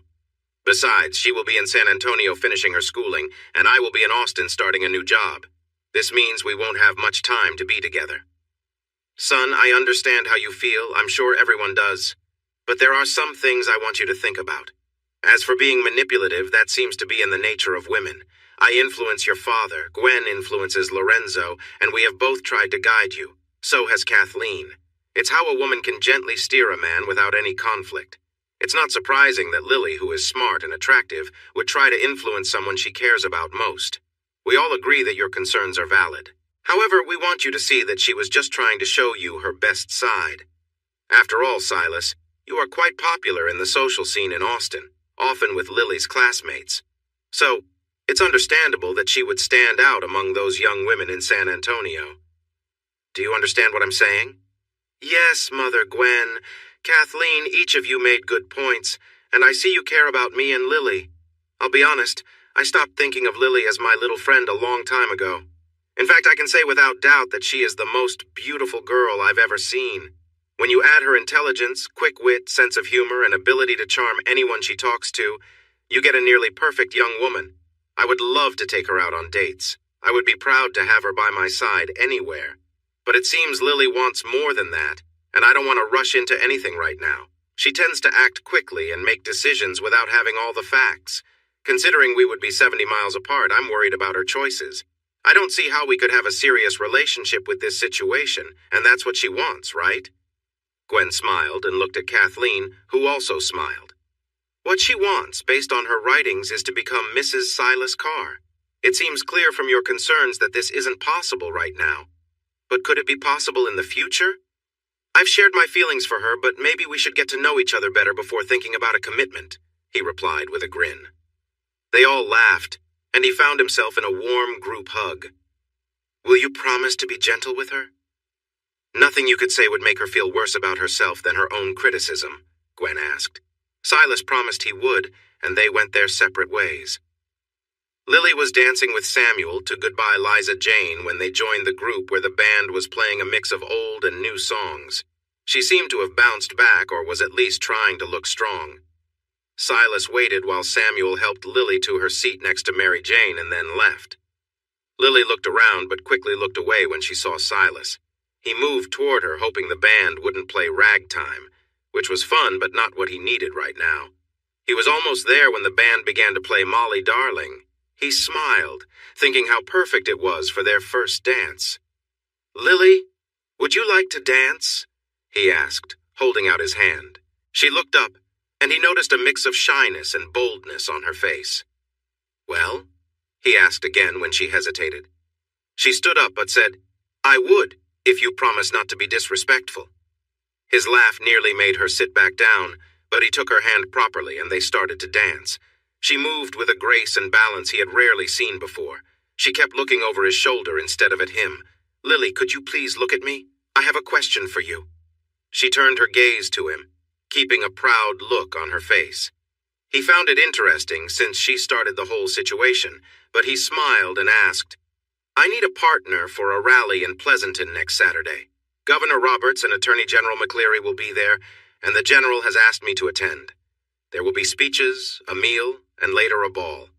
Would you do me the honor of being my partner for this event? Her dancing paused for a moment, surprise crossing her pretty face, but she tried to keep her tough look. Why would you ask me? You think I'm a terrible person? She said, but her face showed excitement and hope. I mentioned that you made a mistake by inviting a questionable person to the celebration. That was poor judgment, but I hope it doesn't define who you are. With a slight smile and a sparkle in his eyes, he continued, If being with me is too high a price to meet the governor and attorney general, and to be around important people in South Texas, I'm sure I can find someone else who would be more than willing to join me. Lily's blue-green eyes lit up with excitement, but she pretended to be hesitant. Maybe you should tell me more about your plans, Silas. That would mean staying overnight, and you know I wouldn't feel comfortable being alone with a man. One of my good friends from college has a ranch just south of Pleasanton. His parents have invited us to stay with them, so you can be sure nothing will happen. That's an interesting way to put it, Mr. Carr. Do you doubt that I can keep my reputation intact? She replied with a raised eyebrow. Silas looked at her with surprise. Not at all, Miss Thompson. I have no idea about your past. I just wanted to assure you that things would stay the same while we travel together. You have a unique way of speaking, Mr. Carr. Do you think that being part of social events means I'm not a respectable woman? She still raised an eyebrow, not fully convinced. Silas turned the question back to her. If I thought you weren't respectable, would I invite you to meet my new boss and the governor? Would I ask you to stay at my friend's home? As I said, your good status aside, I really can't tell. But if I thought poorly of you, I would not have invited you, or we'd have to share a hotel room. He added this with a playful wink. She pretended to be upset with his boldness, but she found the idea rather interesting. I guess I can overlook the way you spoke to me before, so I'll go with you. When are we leaving and coming back? We'll leave Friday morning and return Sunday evening. I can pick you up at the ranch. She smiled brightly, and it seemed like all was forgiven. The music stopped, but they kept standing in the dance position on the floor. The band began playing more recent songs like Red River Valley, In the Pines, and The Language of Flowers, before featuring a lively fiddler playing a traditional song, The Lost Indian. Lily and Silas danced to every song together, not leaving the floor until the band took a break. Even then, they stayed on the dance floor, chatting and teasing each other with a little bit of flirting in the mix. Their parents were thrilled about the change and joined them in dancing to the lively music. The dance floor had been crowded when the band took their break, and most people returned when the music started again. But Silas almost cleared it when the band announced they would play a new kind of music that mainly young people liked, ragtime. They began playing the upbeat tune, and the only two who stayed were Lily and Silas, as they were the only ones who knew the music and the complicated dance steps. The other young people watched for a moment, learning the steps, and then started to join in, trying to follow along. They were having so much fun that the band decided to play one more song. Lonnie and Gwen, who had been practicing in the dark, jumped in as well. This brought a few older couples to the dance floor, and soon it was half full. After that song, the band thanked everyone and said that was all the ragtime they knew. They then played another song from the 1970s, Home on the Range. That song filled the floor even more, and it stayed packed until the last song of the night, a recent hymn celebrating Christ's birth titled, There's a Song in the Air. Everyone sang along instead of dancing, and when it was over, people exchanged goodbyes, some heading home, others camping nearby, and a few who lived close by. In all the excitement, everyone lost track of Lily and Silas. They had slipped into the barn and climbed up to the hayloft, where they sat on a bale, watching the three-quarter moon rise in the east and chatting comfortably. Silas was becoming more captivated by the smart, funny, and beautiful girl beside him. He had dated many girls during his 4 years at university, but none had ever caught his attention quite like her. Just hours earlier, he had been upset with her. But now, as she laughed and tossed her shiny hair, he struggled to remember why he had been angry. Lily felt like she was in her own little paradise. From the moment she had seen him digging her father's grave, wrapping him gently in canvas, and inviting her to read from the Bible, she had been taken by Silas. Spending time with him while living with the Carrs before he went to university had only deepened her feelings.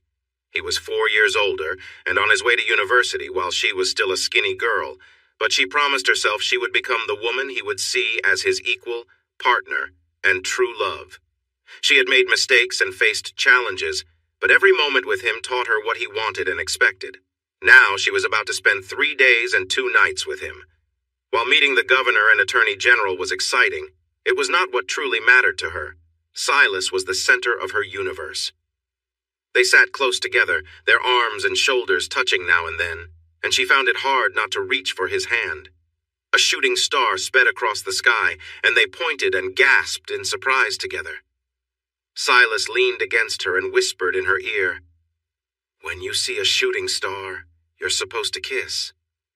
She looked at him in surprise. Afraid he might be joking, she kept her eyes open until just before their lips met. The moment their lips touched, they both felt a strong feeling, something new and exciting. It was like a spark, but they weren't sure what it was. Neither had felt anything like this before, nor had they heard of it happening to anyone they knew. This strange feeling pulled them closer until her lips parted with a soft sound, and Silas kissed her more. She had never expected to feel this way. Whatever she thought she knew seemed to fade away, and her body responded instinctively. When Silas pulled back from the kiss, he whispered, "You are filling my mind with so much, Lily." He wrapped his arm around her shoulders and knelt in front of her, pulling her closer again as he kissed her more deeply. She gave a soft sound, feeling warmth inside her as his kiss ignited a fire within her. Just then they heard a voice nearby. "Lily, Silas, are you in the loft?" Neither of them reacted right away, caught up in the moment, but they realized someone was close. They reluctantly broke their kiss, and Silas returned to his place beside her. He noticed the moonlight shining on her face, making her look even more beautiful, and he could see her lips were slightly swollen and her cheeks were flushed. Another voice echoed the question again. "Silas, Lily, are you in the loft?" Silas cleared his throat and said, "Yes, we are. You can come up if you want." He turned to the ladder and saw Kathleen appear, followed by Samuel. As Kathleen approached, she asked, "Did you two work out your differences? I don't like seeing you argue." But when she got a good look at them in the moonlight, she paused, covering her mouth in surprise. Samuel stood next to her, puzzled at first, then laughed, looking between them and Kathleen. "It looks like they made up, Kathleen, or maybe they had a little fun." Kathleen's expression went from shock to joy, and she started to laugh along with Samuel. The two almost lovers looked away, feeling a bit guilty, which only made them laugh more. "We're sorry. We had no idea. We just wanted to see how you were doing. Now that we see you are okay, we'll go back downstairs so you can carry on with whatever you were up to." Kathleen's words made Samuel chuckle even harder. "Carry on with whatever you were up to. Oh my goodness." Lily and Silas exchanged glances and joined in the laughter. Silas said, "Actually, your arrival was quite timely. We just saw a shooting star and shared a quick kiss that made things feel a bit awkward, and—" Samuel bent over, laughing, and looked at Silas. "You shared a quick kiss that made you awkward. I can see that, my friend. You definitely look awkward." Silas quickly closed his legs and blushed under the moonlight. Kathleen laughed even harder, and he felt embarrassed. Lily stepped in to help him. "All right, you two need to stop teasing us or I'll share stories about the both of you." Kathleen gasped, and Samuel looked shocked. Seizing the chance, Silas asked with a frown, "And what stories would those be? Surely you two have—" Samuel stood confidently, concerned yet unafraid. "We were going to share them tonight after the dance. You would have seen us dancing together all night if you had noticed your partner." "The very partner you were quite harsh on earlier," Kathleen chimed in. "The partner who claimed she was done with you once she realized how unfair you could be. Yet just hours later we find you doing who knows what in a dark barn. It seems your words don't match your actions, brother, and that your promises come and go, Lily." Lily gave her a look before turning to Silas, starting, "Silas, your sister and your friend have fallen for each other. I can see that for myself. No need to say more. I'm sorry if I wasn't paying attention earlier. Today has been a lot. So, do you two have plans now?" Samuel put an arm around Kathleen, drew her close, looked her in the eyes, and said, "I told you he would be fine with it. Now can we start making plans? Our parents already know how we feel, and your father even asked, 'What are your intentions for my daughter, young man?' I could tell he was joking because he and my dad laughed when they saw my red face." "As I understand it, Mr. Townsend, the next move is yours," Kathleen replied, raising an eyebrow. Samuel nodded. "All right then." He knelt down and took her hands. "Kathleen Carr, will you marry me?" In the soft light of the moon shining through the loft door, Silas and Lily could see both their faces clearly. Kathleen was as serious in her response as he was in his question. They both looked sincere as she gave her answer. "Yes, Samuel Townsend, my love, I will marry you." Samuel stood up, reached into his pocket, and took out a beautiful ring with a single diamond shining in the moonlight. "This was my grandmother's ring. She told me before she passed away that I should give it to the love of my life and remain faithful to her, just like her husband was to her. I promised her then, and I promise you now I will always be faithful to you, for you are the love of my life." Kathleen pulled him close and kissed him sweetly, sealing their promise to each other. After sharing some kind words of congratulations, they made their way down the ladder and headed to the car home, where their family and friends had gathered to finish cleaning up and talk about the day. Samuel and Kathleen entered hand in hand, beaming with happiness. Silas and Lily followed in the same way. Conversations came to a halt, and everyone turned their attention to them. Kathleen raised her left hand to show off the ring on her finger. The room erupted in joyful cheers, and they were soon surrounded by endless hugs and well wishes. Silas and Lily stepped back, delighted to let their friends enjoy the attention. Tears of joy streamed down Lily's beautiful face, and her lip quivered with emotion. As Silas looked at Lily, he realized he felt more for her than he had ever acknowledged. Though she could be a bit immature, she was also kind, caring, friendly, smart, and great with his sisters. Plus, he had discovered tonight that she had a lot of passion. For the first time, he recognized that with a little more maturity, she could be everything a man could wish for in a partner. This understanding must have shown on his face, because when he glanced up, he saw their parents watching, while others still congratulated the newly engaged couple. Gwen was with Silas's mom, and they walked over to him and Lily with playful smiles, followed by the grinning men. Gwen said, "Where did you two go? We were about to send out a search party. Kathleen and Samuel offered to look for you. We thought you might have hurt each other after all the arguing, but then you come back engaged. You both look. I can't tell if you're overjoyed or guilty. What do you think, Madeline?" "I think you both were off somewhere figuring things out and coming to an agreement." I'm not sure what those talks were about, but they definitely made Miss Lily blush, and my son suddenly seems very protective of her. "Augustus, Lorenzo, what do you think?" "My brother and I agree that you both should stop teasing them and let them have some space to understand what is going on," Silas's father said. With a small smile, Lonnie added, "It's clear that neither of them knows what they've gotten themselves into, so maybe we should just give them some time." "Harumph!" Gwen exclaimed. "That means we need to keep a close eye on them. We can't let my daughter's name be ruined." "Mother," Lily replied with some confidence, "I have a chance to meet the governor and attorney general next weekend. Don't you think that's an important step for my education?" Without hesitating, Gwen responded, "And who would you be with while visiting Pleasanton for 2 nights, young lady?" Lily was taken aback by her mother's reaction and surprised that she knew she would be going to Pleasanton. "How did you know?" "Oh, it's well known that a certain young assistant attorney general will be part of Governor Roberts' group during his time in South Texas, but surely you're not planning to go with him without a chaperone."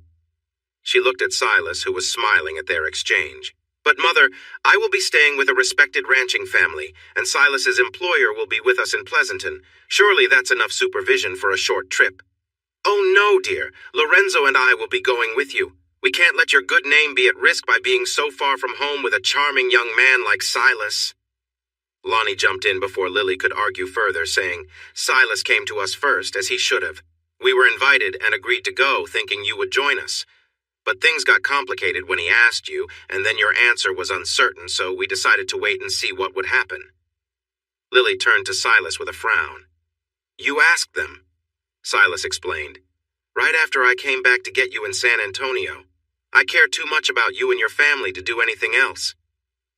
A look of disappointment crossed Lily's face as she realized her plans to charm Silas on the trip would have to be toned down with her parents around.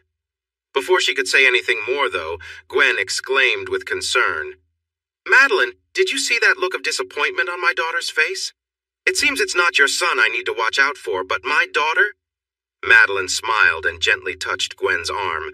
Now, Gwendolyn, I'm sure you remember being 18 and having a crush on a boy. I'm sure she didn't mean anything wrong.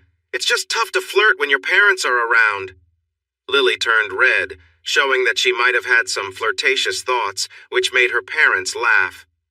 Silas smiled but wrapped his arm around her in a protective way and said, "I would never do anything to bring shame to Lily or her family or mine." Lily tried to act calm, but a sudden memory of their sweet moments together and his silly promise made her look disappointed, and the others noticed. Silas's mother said with a smile, "Maybe I spoke too soon, Gwen. Lily looks a bit let down by his promise to keep her safe." Lily leaned her head against Silas's chest and closed her eyes, wishing the laughter and teasing would disappear. On Friday morning, Silas woke up early, hooked up the buggy, and went east to the TC Ranch to get his 3 guests. He was happy to see that they didn't bring too much luggage. He and Lonnie only had 1 small bag, while the women had tiny trunks. The car's carriage was great for the journey, this time pulled by 2 horses because of the number of people and the luggage. They sat close enough to chat over the sound of the wheels on the rough road, and the shade made the summer heat easier to handle.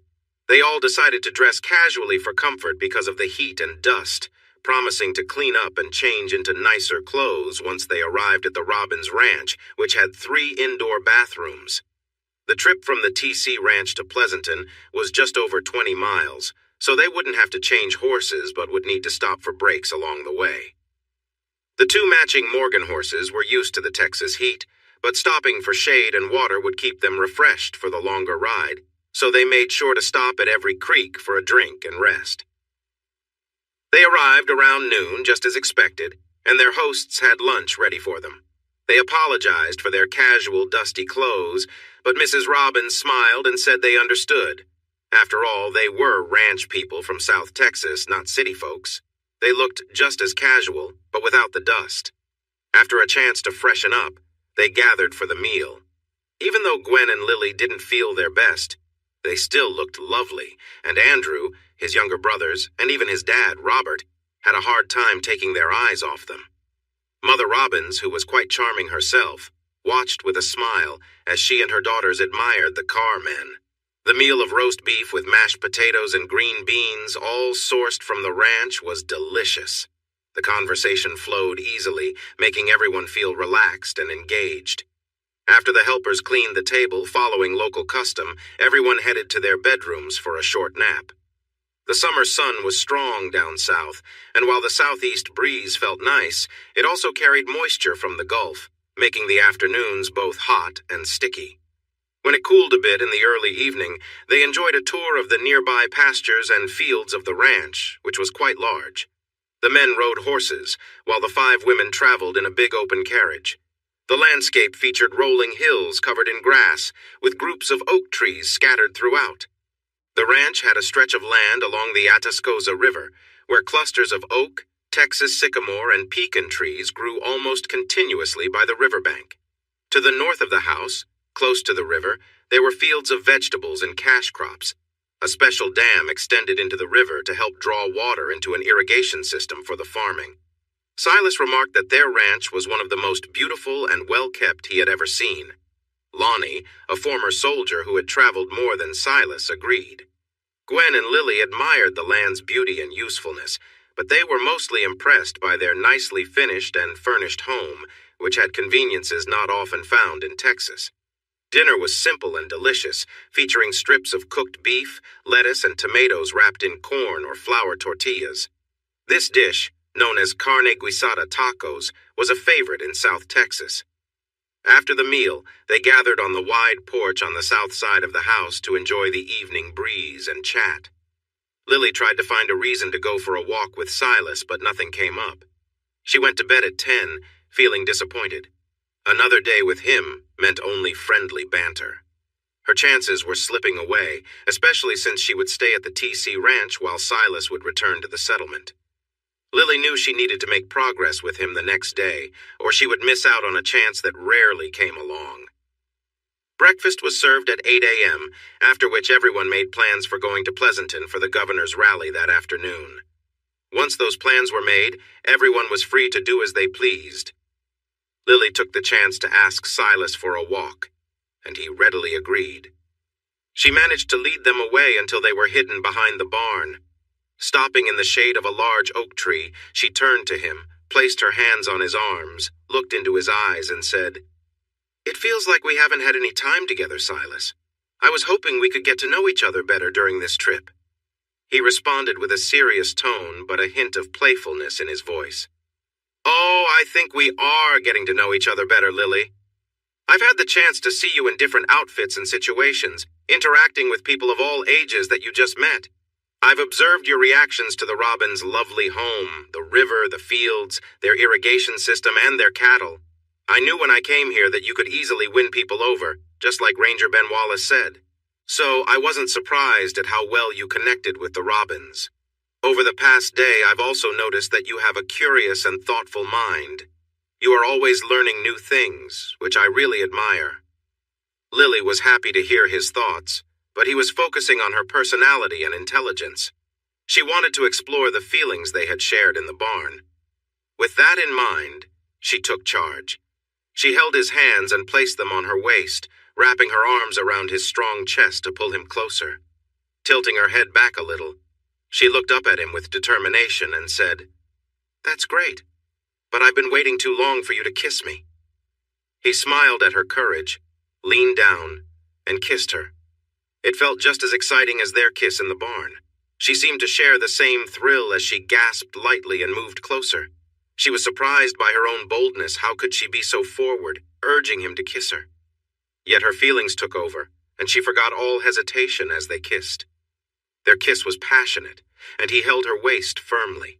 She pressed closer to him, feeling a warm rush of emotions that took her by surprise. Although she felt a bit embarrassed about being so forward, she found it difficult to hold back when they were together. Silas gently pulled away, catching his breath as he looked at Lily, who was blushing and unsure of what had just happened. "Lily," he said in a low voice, "I promise to respect your boundaries on this trip, but I worry I might break that promise if we don't stop now. You are so captivating that I'm struggling to think clearly. But we must pause. I have plans for you that go far beyond a moment like this, although I will admit I might dream of it. Let's calm down and head back to the house before your mother starts to worry." Lily's heart raced, and she found it hard to catch her breath. She wasn't sure if Silas could smell her incense through her dress and undergarments, but she could smell it, and she thought they would be damp once taken off. She looked at him in amazement. How could this young man stir her feelings when she easily turned away from others? After a few minutes, she regained her composure, and soon they were walking back to the house hand in hand. When they arrived, they found out a visitor had come with a message for Silas. He introduced himself as Bud Wools, a Texas Ranger, and told Silas that Mr. Ben Wallace had a message for him and Lonnie. "Captain Wallace wants you both to bring your gear to the rally today. He has heard a rumor that some people opposed to the governor might try to harm him. There are only 4 of us traveling with the governor, including Ben. The sheriff doesn't seem too worried about the danger, and we've called for backup from San Antonio, but they won't arrive in time. Will you help us?" They nodded in agreement, and Lonnie replied, "Of course. How soon do you need us?" Robert and Andrew were also listening and offered their help. "We would appreciate your support. Please arrive at least 2 hours before the rally starts, so we have time to update you on any changes and discuss the security plan." They assured him they would be there and would come prepared. The new situation made the men and women adjust their plans to arrive 3 hours before the rally. Even though it meant being there in the heat of the day, protecting the governor was more important than comfort. The women traveled in a carriage while the 4 men rode their horses. Each man had a pistol with extra bullets, a rifle, and a bag with another pistol and more ammo. Silas assured them that Ben would have shotguns available if needed, so they did not bring those. Using shotguns in a crowd would only be effective if it were a mob situation, and this seemed to be a pursuit of hired attackers. What they didn't know was that the women had brought shotguns. They were not going to be intimidated and were ready if they faced any danger. The initial plan was to have a short meeting with General McCleary and Governor Orrin Milo Roberts before the rally, then spend more time with them at the ball. The Robins had friends in town who offered their home for the ladies and men to freshen up and change into their evening clothes.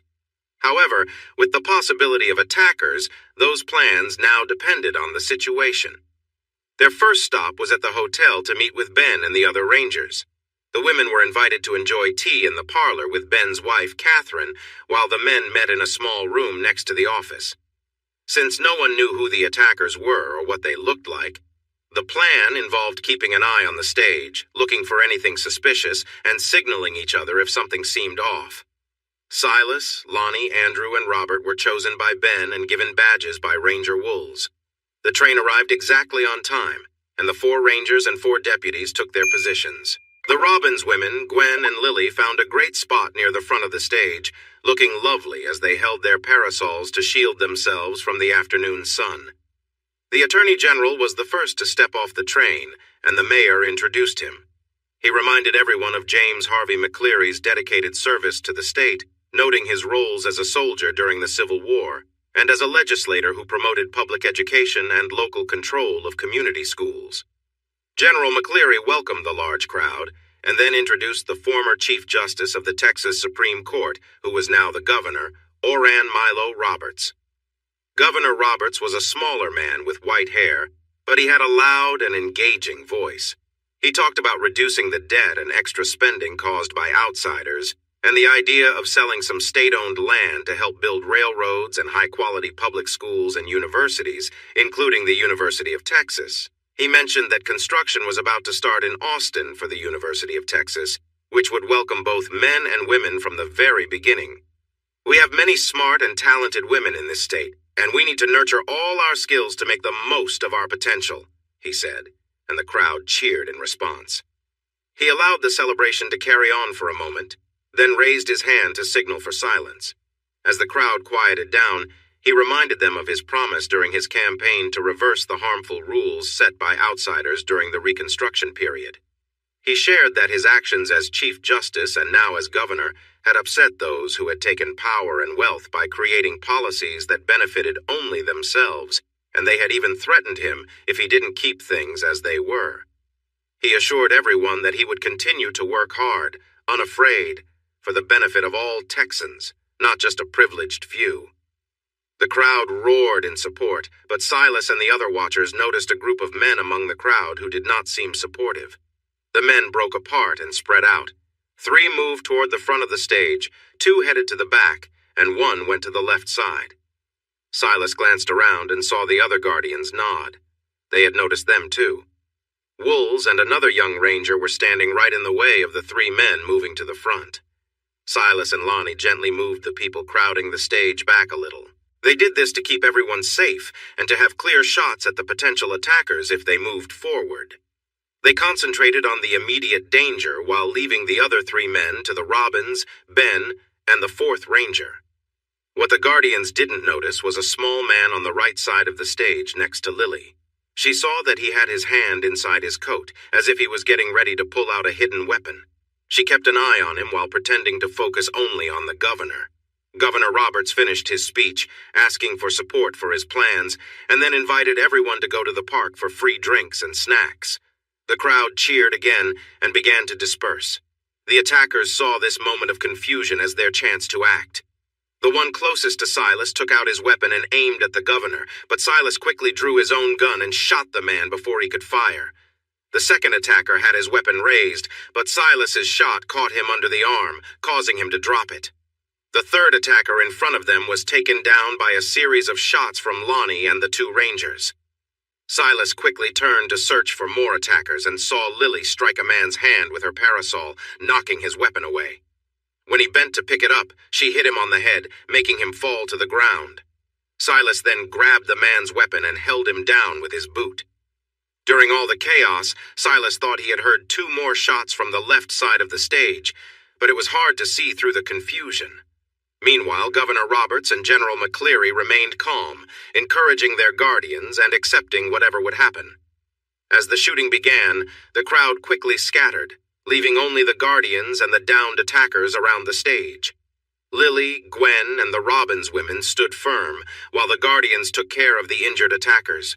It seemed none of the 8 guardians were hurt, but 7 attackers had been shot. The 8th attacker was still on the ground under Silas's boot.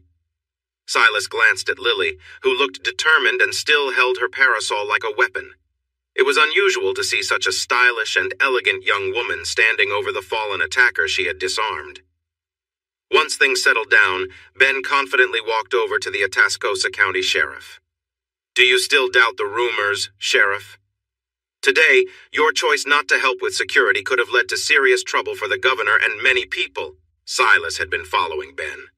When the sheriff boldly defended himself and threatened the rangers for putting the people of his county in danger, Silas interrupted, saying, "I will start my new job as an assistant attorney general on September 1st.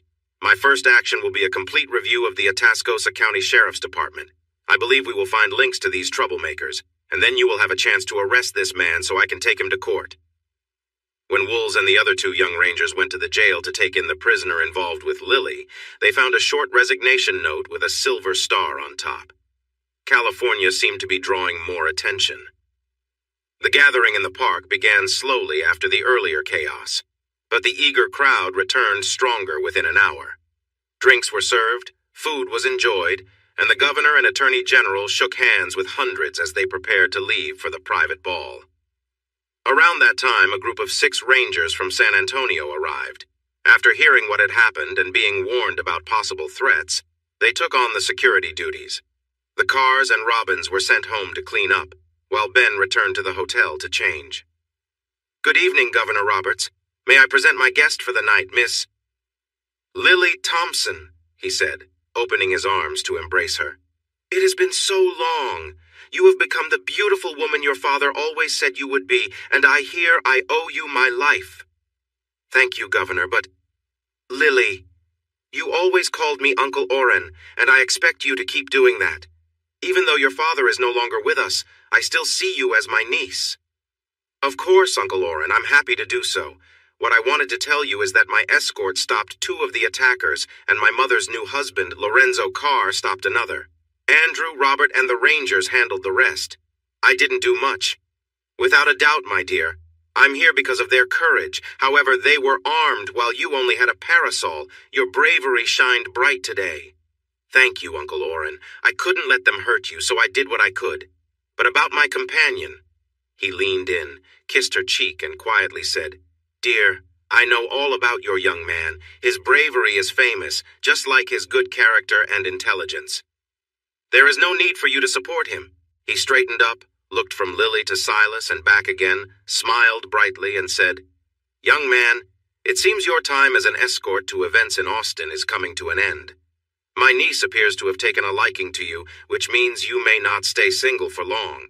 After all, who would want to be alone with such a lovely, bright, and brave young lady ready to share a life together?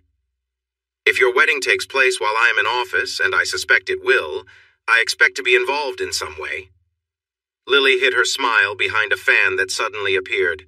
The governor moved the fan aside to give her a quick kiss on the cheek, and they moved on. Gwen then caught the governor's attention. Oh my goodness, Gwen, you look even more beautiful. And who is this charming young man? I saw him bravely step in to protect me, but we haven't met properly yet. Lorenzo introduced himself, and the governor continued to shower them with compliments, just like he had with Silas and Lily, as any good politician would do. Meanwhile, Attorney General James H. McCleary warmly greeted his young protege and praised his lovely date. He took her hands, admired her, and said, Silas once shared with me that he hoped to find a young woman with character, intelligence, and sound judgment. It seems he has found all that and more, wrapped up in one amazing person. But why would I be surprised? This young man next to you is very impressive. He has had many wonderful young women to choose from since starting at Southwestern, and with his usual good sense, he has clearly chosen the best. He looked back at Silas with a knowing smile and asked, Am I right? She is your chosen companion, isn't she? Lily smiled proudly. Silas blushed but held his calm. As you say, General McCleary, she is indeed the best, and I am very happy to be getting to know her again. We were friends before university, but we only reconnected when I returned home, so our relationship feels fresh. She's just 18, but will finish her schooling at Ursuline Academy next year, and hopes to go to college.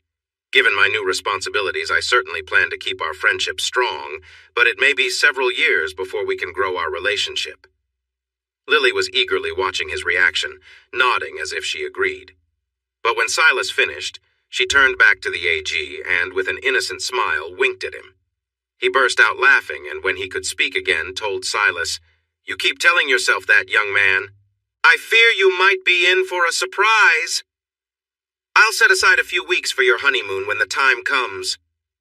They moved aside, Silas looking confused while Gwen and Lonnie chatted with the Attorney General. Silas, it seems that both Uncle Oren and your new boss think we make a great couple. Yet you seem to avoid me at every turn. Why is that? She asked innocently. Knowing any answer he gave would either make things harder for him or be a lie, Silas took her arm and led her to the punch bowl. He hoped for a short break from her questions, but instead, he lost her to a group of her friends from San Antonio who crowded around her without noticing him. He stepped back and watched her interact with others, realizing 2 things he hadn't seen before. She was so comfortable in social settings, whether talking to important officials or her classmates, and she was incredibly beautiful. The loose curls of her reddish-gold hair fell gracefully around her lovely neck and shoulders. Her dress, with its golden embroidery, draped elegantly and hinted at her form without being too revealing. It fit tightly at her tiny waist, flaring gently over her hips and down to the floor. He found the small bustle the dress had unnecessary, especially since her jeans highlighted her shape. Yet, as charming as her appearance was, it was her enchanting face that truly drew him in. Her expressions could show joy, sadness, or even frustration, and that ability captivated him. He hoped that what he said to General McCleary would be true. They should stay friends while she finished her studies, and he focused on his new job. However, he quickly realized his plan was becoming less likely. He shouldn't have invited her to this gathering. Regardless of the reason, he should have kept his distance after her mistake of bringing someone unwanted to his event. But from the moment he saw her under the moonlight, he knew he was drawn to her, and when they shared a kiss, he felt a connection he couldn't ignore. He had experienced the company of many women, and the one who helped him grow from a boy to a gentleman stood out in his memory. Yet nothing compared to the impact of Lily's kiss. He wished Tilly were here for advice, and just then, "Silas Carr! How wonderful to see you!" shouted a voice he recognized well. He turned to his right and saw Tilly with her fiancé, Harold Johnson. He shook Harold's hand firmly and then hugged Tilly. "What are you doing here?" he asked happily. Harold replied with excitement. "We are big fans of General McCleary and Governor Roberts. We got stuck in San Antonio and missed the rally today, but we made it for the ball and we have a hotel booked for tonight." Silas was watching them when his date appeared next to him, offering her hand to Tilly. "Good evening. I'm Lily Thompson, Silas's date for the weekend." As they got closer, Tilly noticed Silas admiring Lily's beauty, and she felt a hint of jealousy. She remembered, "Oh, you were his childhood friend from before he moved to Georgetown. He talked about you a lot." Lily's bright blue eyes grew cold as she replied, "It's too bad Silas hasn't mentioned you, even though you seem to know each other." Before Tilly could stir things up again, Harold chimed in. "Silas left his horse at my fiancé's ranch while studying at Southwestern. He introduced us, and yes, we are old friends. Nice to meet you, Miss Thompson." With Harold's help, Lily's jealousy seemed to fade, and she returned to being her charming self. She took Silas's arm and asked if they wanted some punch and snacks. Harold said yes, and they followed Lily to the table. Silas frowned at her unusual behavior until he saw Tilly's bright smile and twinkling eyes. "What have I gotten myself into?" he thought. He didn't plan for them to meet, let alone talk, yet here they were chatting animatedly. This could end badly for him, as Tilly clearly enjoyed what Lily wanted to know about their past friendship. Tilly was playing with Lily's curiosity, avoiding her questions and making Lily more curious. Luckily, the governor stepped onto the slightly raised stage and gave a short speech. Soon after, the band started playing and the dancing began. Lily was not shy with Silas. "Who is that amazing woman? Don't tell me she's just a friend. I noticed how you looked at each other, and it wasn't just a friendly look." As Harold explained, she let me keep my horse at her ranch. She pinched him and whispered, "Don't lie to me, Silas Matthew Carr. I can see in your eyes that she is much more than just someone who let you board your horse." Silas was worried about how to answer Lily's curiosity while protecting Tilly's good name. Just then, Gwen and Lonnie came to help. "Honey, let me dance with Silas while Lonnie dances with you. We old folks will be leaving soon, and we want to have this dance with you first." Lily was upset and felt tricked, but she had no other choice. She smiled and let Silas go, stepping into Lonnie's embrace. "So, Silas, who is she? We overheard Lily and thought we'd help you out, but I'm just as curious as my daughter," Gwen asked. "She is, besides being the woman who let me board my horse at her ranch. A close friend and mentor. She was important to me, but that's in the past now. Her husband has passed away, and she is getting married to Harold in September. I'll be at the wedding. What we had is behind us."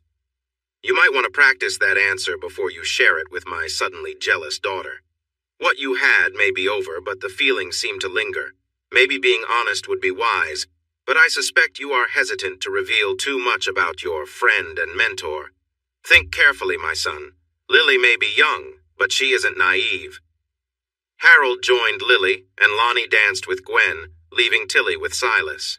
With a raised eyebrow, Tilly asked, "So, my dear, who is this curious young lady and what does she know about us?" "Unlike Harold, she knows nothing at all, and I want to keep it that way. It's not just because of our budding friendship, but I also want to protect your reputation," Silas replied. "Don't worry," Tilly said with a smile. "Having known you won't harm my reputation, and it won't harm yours either. Perhaps you should show her what I've taught you first and see how she feels about our friendship. Or is your relationship not at that stage yet?" Well, she seems interested, but I promised her mother I wouldn't push things too far during this trip.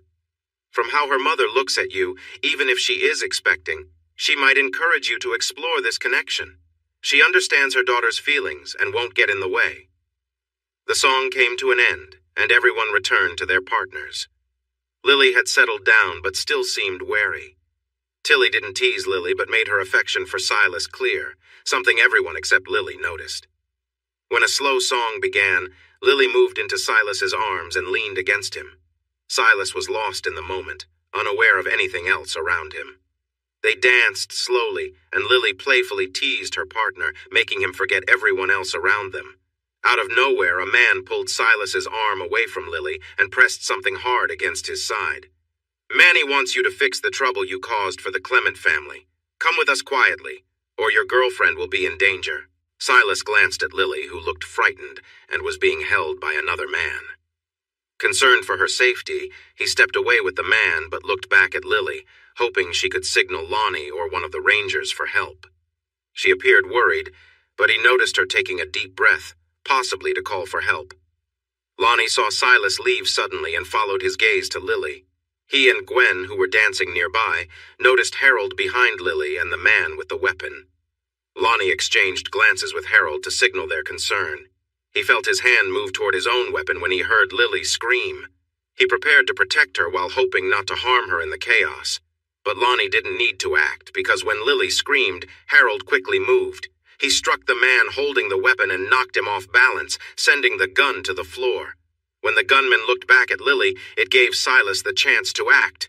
He swung his arm down, knocking the gun away as it fired. He felt a sharp pain in his side and heard the bullet hit the wall.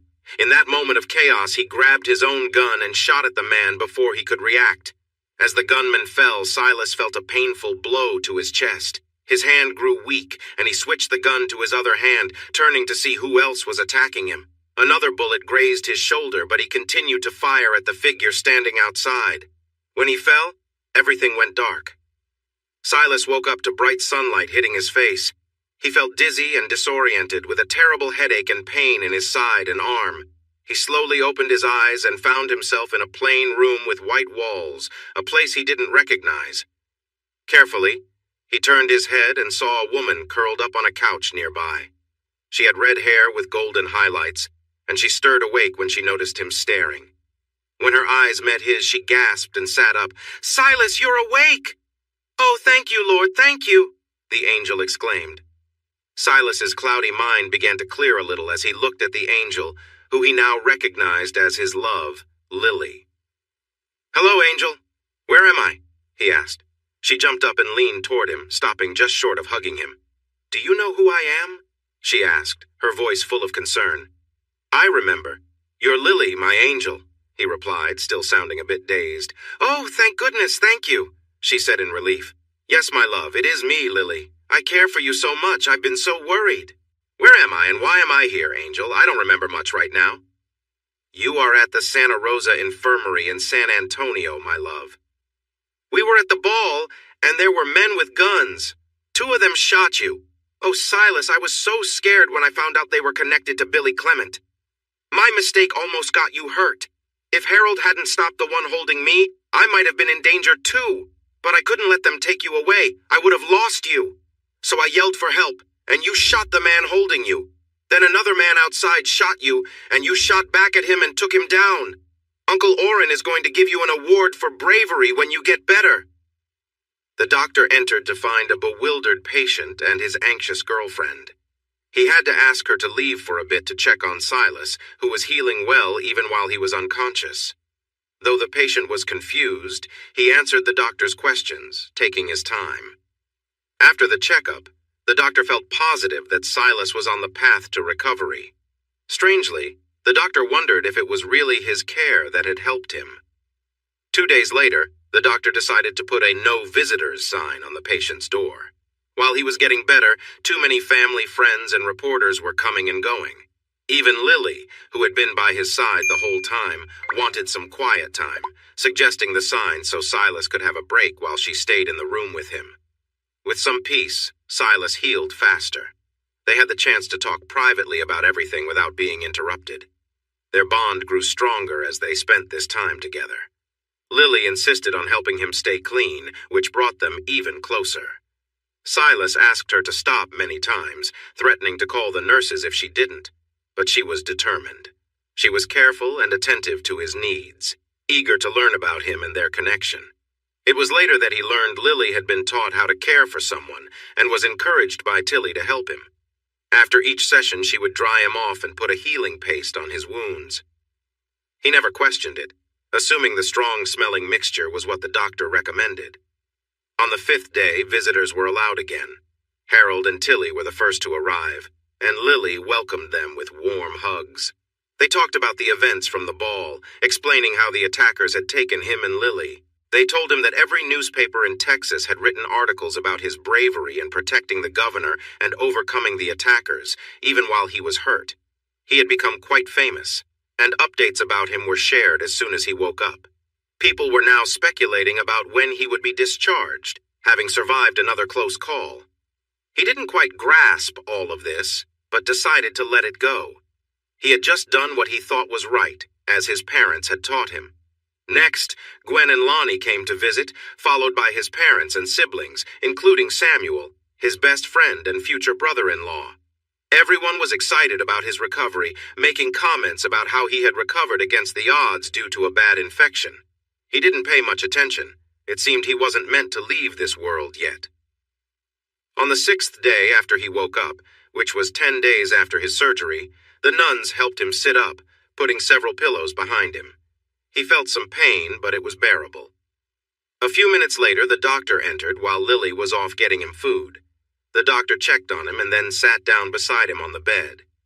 "Silas, I need to talk to you before you leave. First, it's a miracle you made it here alive. Whoever wrapped your bandages so tightly saved you from losing too much blood from your chest wound.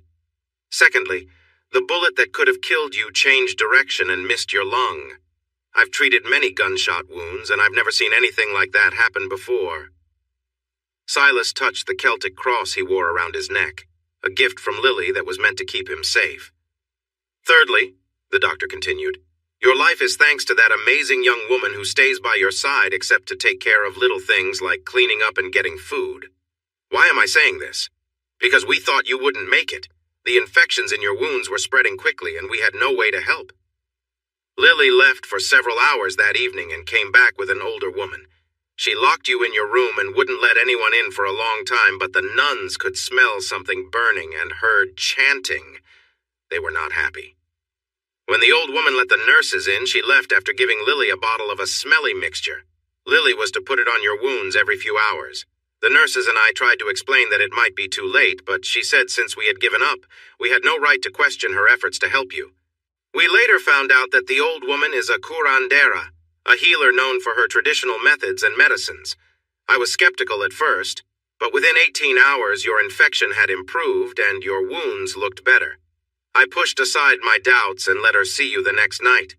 Lily applied the mixture carefully, and the old lady came each night to burn incense and chant for you. Each day you got better, and the worst of the infection was gone by the time you woke up. Honestly, it's quite a miracle that your wounds healed well enough for you to go home so soon. Or maybe it's not just luck. I'm meeting the curandera tomorrow to learn more about her methods. Maybe we can help others with serious infections using her knowledge. So, my dear young man, we all believe that God has plans for you. It seemed like he was calling you, and then you were healed. As for Lily, she's young, but I have never met anyone as wise, determined, and smart as she is. You should see her as one of your greatest blessings because she loves and cares for you." He placed his hand on Silas's uninjured shoulder, smiled, and said, "Honestly, I envy you. You are 22, well-educated, and have a bright future ahead. You are known in important circles for your brave actions. More than that, though, you have won the heart of a truly amazing young woman. Silas, if you learn nothing else from your close call with danger, remember that life is precious and can change unexpectedly. Lily has told me you hesitate to take the next step in your relationship because you have everything planned out. Doesn't this experience show you that even the best plans can be overturned? Picture the next 5 years alone while she goes to university and you build your career. Now picture these same 5 years with her by your side. Austin will soon have a top university, or so the articles say, and she rightfully deserves that education. But can she not attend as Mrs. Lily Carr? Consider your choices, young man. You have the world at your feet, and yet you just faced the edge of life.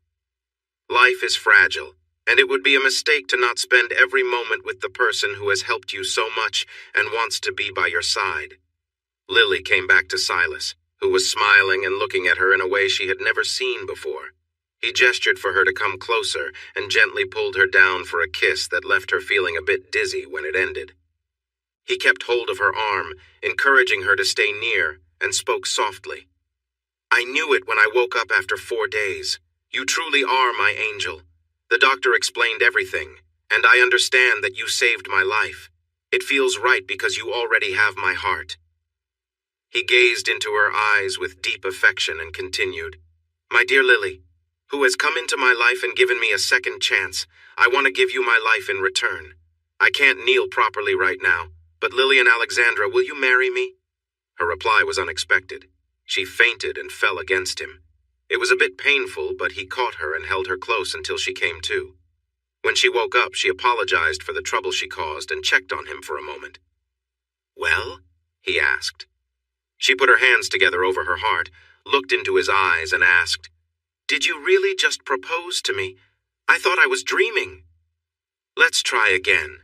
Lily and Alexandra, will you be my wife? Will you stand by me through—" Her joyful scream and the answer she gave filled the room, bringing in a flurry of happy nuns and Samuel and Kathleen, who rushed in to join them.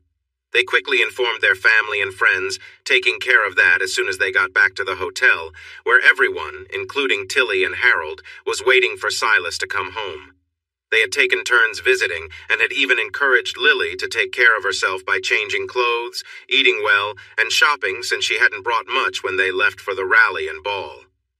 Even though they were tired from all the visitors, Lily made sure to bring the healer to meet Silas that night before he was released. She was small and fragile, but her eyes sparkled with strength. Silas and Lily spoke Spanish fluently, yet she used a mix of English and Spanish, sharing words they had never heard before to describe the ingredients in her remedies. When they asked about the names, she said that the Ancient Ones had passed this knowledge down from long before others arrived in this land. It was her sacred duty, she explained, to use what she learned for good and to share her wisdom with anyone she recognized as a healer. She was teaching Dr. Sanchez, along with a young man and a girl who had special abilities. She told Silas that she saw the goodness in Lily when she came to ask for help, and so she joined them. When she first found him on the bed, he was very weak, but when she laid her hands on him and called for support, she felt a strong response from those she reached out to. She said that spirits from another realm had saved him from serious harm, thanks to the Celtic cross he wore. However, those spirits could not cure him from the infection. That required the herbal remedies she used. The spirits of her ancestors helped guide her in her efforts to save his life. She believed the protection he received from his own ancestors, along with hers, meant he was chosen to do good in the world. He was meant to help those in need, stand up for the vulnerable, listen to the wisdom of the past, and uncover the mysteries around him. Her words brought him comfort and inspired him to think deeply. Together with Lily, they talked for hours. The tiny healer spoke of a grand culture that was destroyed by those who called themselves Aztecs.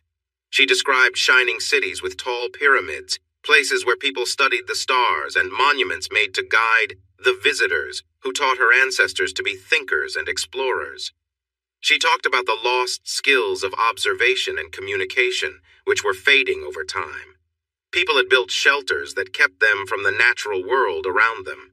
She encouraged him to visit one of her people's sacred sites, to open his mind, to seek knowledge, and to pay attention to the lessons the world offers. She had done everything she could for him, but he needed to be open to the guidance of the spirits.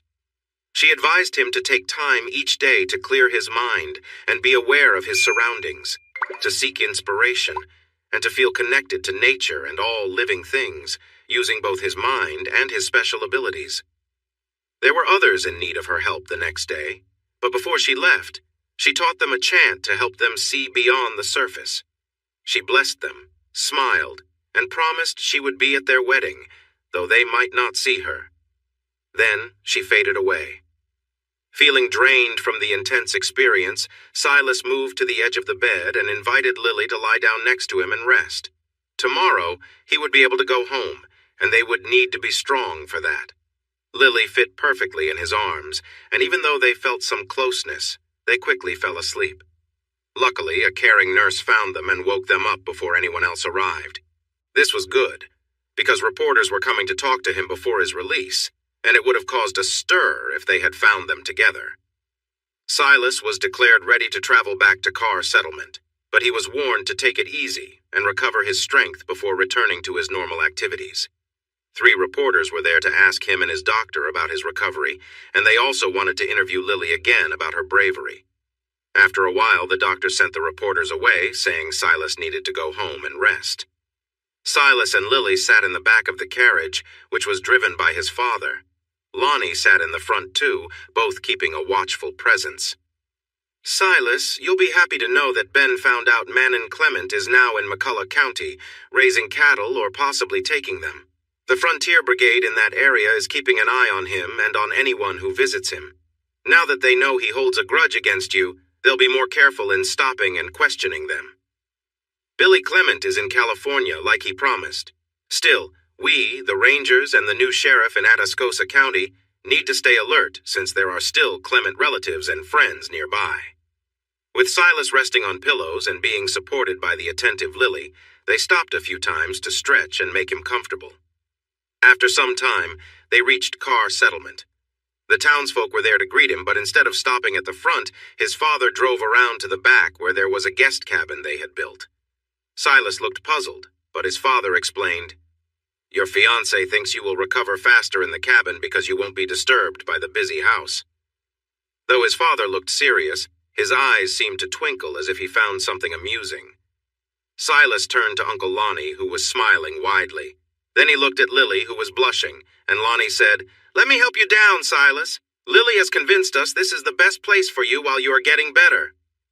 The crowd had followed them around back, and family and friends gathered near the wagon.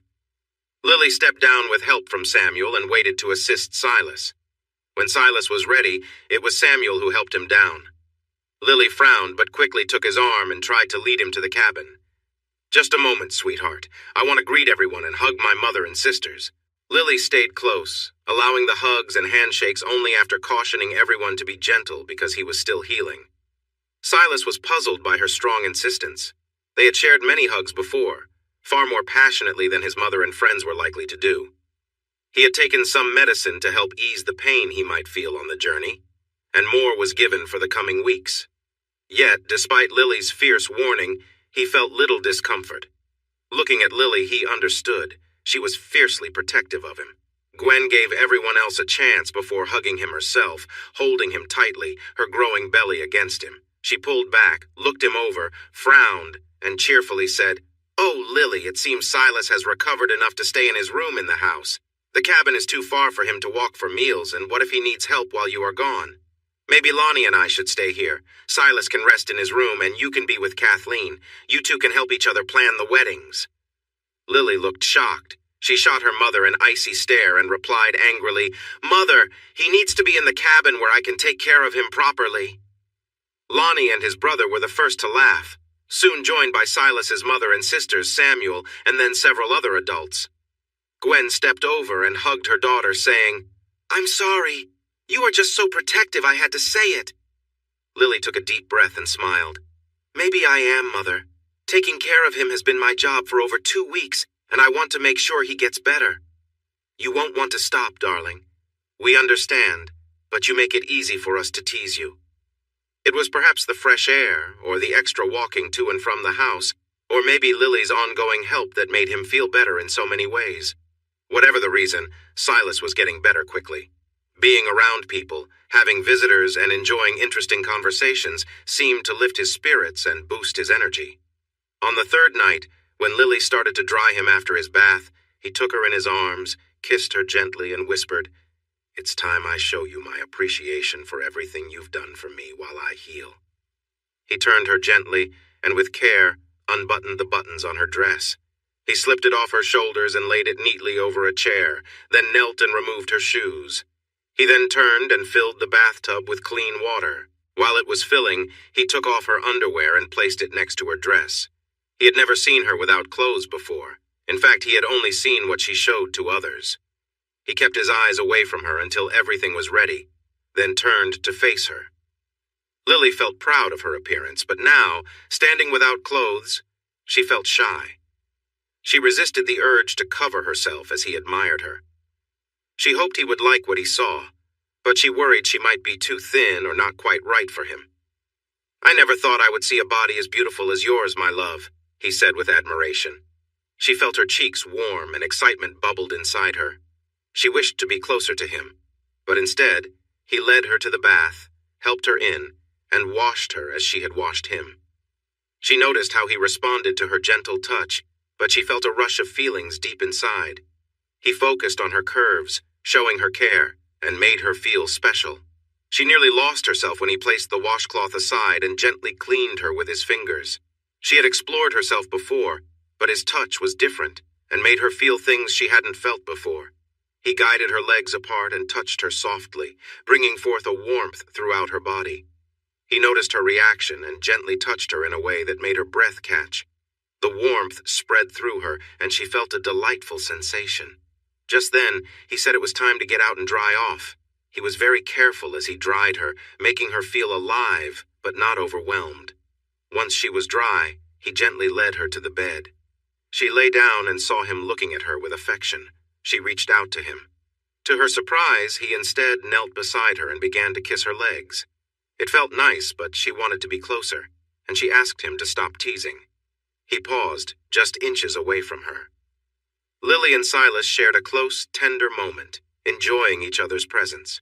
Silas, though still healing, seemed genuinely happy to be near her, and they both found comfort in the quiet togetherness they shared. "Lily," he whispered with a hint of humor, "you might want to keep a pillow nearby to muffle your voice. I think half the town could hear us laughing."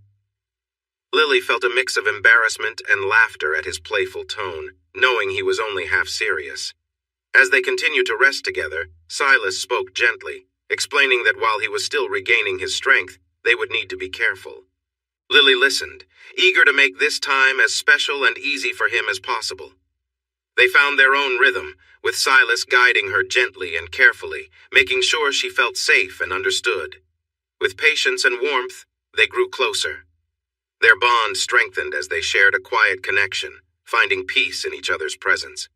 The evening brought a sense of unity that left them both feeling understood and deeply connected. He learned that she was very sensitive and could feel joy in special ways. Even a pillow could not hide her strong voice when she felt those feelings. He slept better than ever, with her head resting on his shoulder and her leg over his. Though tired, she wanted to share more moments together the next morning. She quickly found her joy again, using the pillow more comfortably this time. They washed up again, separately, got dressed, and went for breakfast at home. When they arrived, they were met with smiles and light laughter. It became clear that their secret was out. With a warm smile, Gwen hugged her daughter and softly said, "Don't worry about them, they're just envious." "Well, I guess I am too." "Now, I don't mean to intrude, but instead of living in Austin, how about you and Silas find a place in the countryside, away from everyone after you marry?" Lily blushed, just as Gwen hoped, while Silas squinted, trying to avoid everyone's amused looks. They both felt the awkwardness of being the center of attention. Most weddings at that time were either quick affairs or had been planned for a long time. Kathleen and Samuel had just gotten engaged and were preparing for a December wedding right before Christmas. Now that Lily and Silas had decided to marry, Lily took charge. She wanted to marry as soon as possible, and no one tried to stop her. They were too worried about her reaction if they suggested waiting. After the excitement of the past few nights, they all felt a sense of urgency to celebrate their joining. Lily decided that late September would be a perfect time, and everything started to fall into place. The governor was not only present, but also helped to lead the ceremony, alongside a minister from Georgetown and a priest from a local chapel where the wedding took place. The wedding was held on September 22nd, after General McCleary agreed to allow Silas to start his service again on November 1st, recognizing his bravery and injuries. The ceremony included different religions, But since Lily organized everything and Uncle Orrin donated to secure the chapel, even the priest didn't seem upset. Lily's matron of honor was her mother, who was expecting a baby. Two of her bridesmaids were Kathleen and Mary Jane, while surprisingly the third was Tilly. Tilly was honored for helping train Silas and guiding Lily. They spent their honeymoon in Mexico, starting in the historic city of Veracruz, founded by Hernan Cortez. After a week, they got back on their rented boat and asked the captain to show them the beautiful seacoast he loved. They traveled along the Gulf Coast, exploring the Yucatan Peninsula. They were amazed by the bright turquoise water and the white sandy islands in the Caribbean Sea. They enjoyed every part of their guided trip, but wanted to end with a visit to the Mayan ruins at Tulum. There, they met local people who looked similar to the healer they had encountered before. The locals shared stories about their ancestors.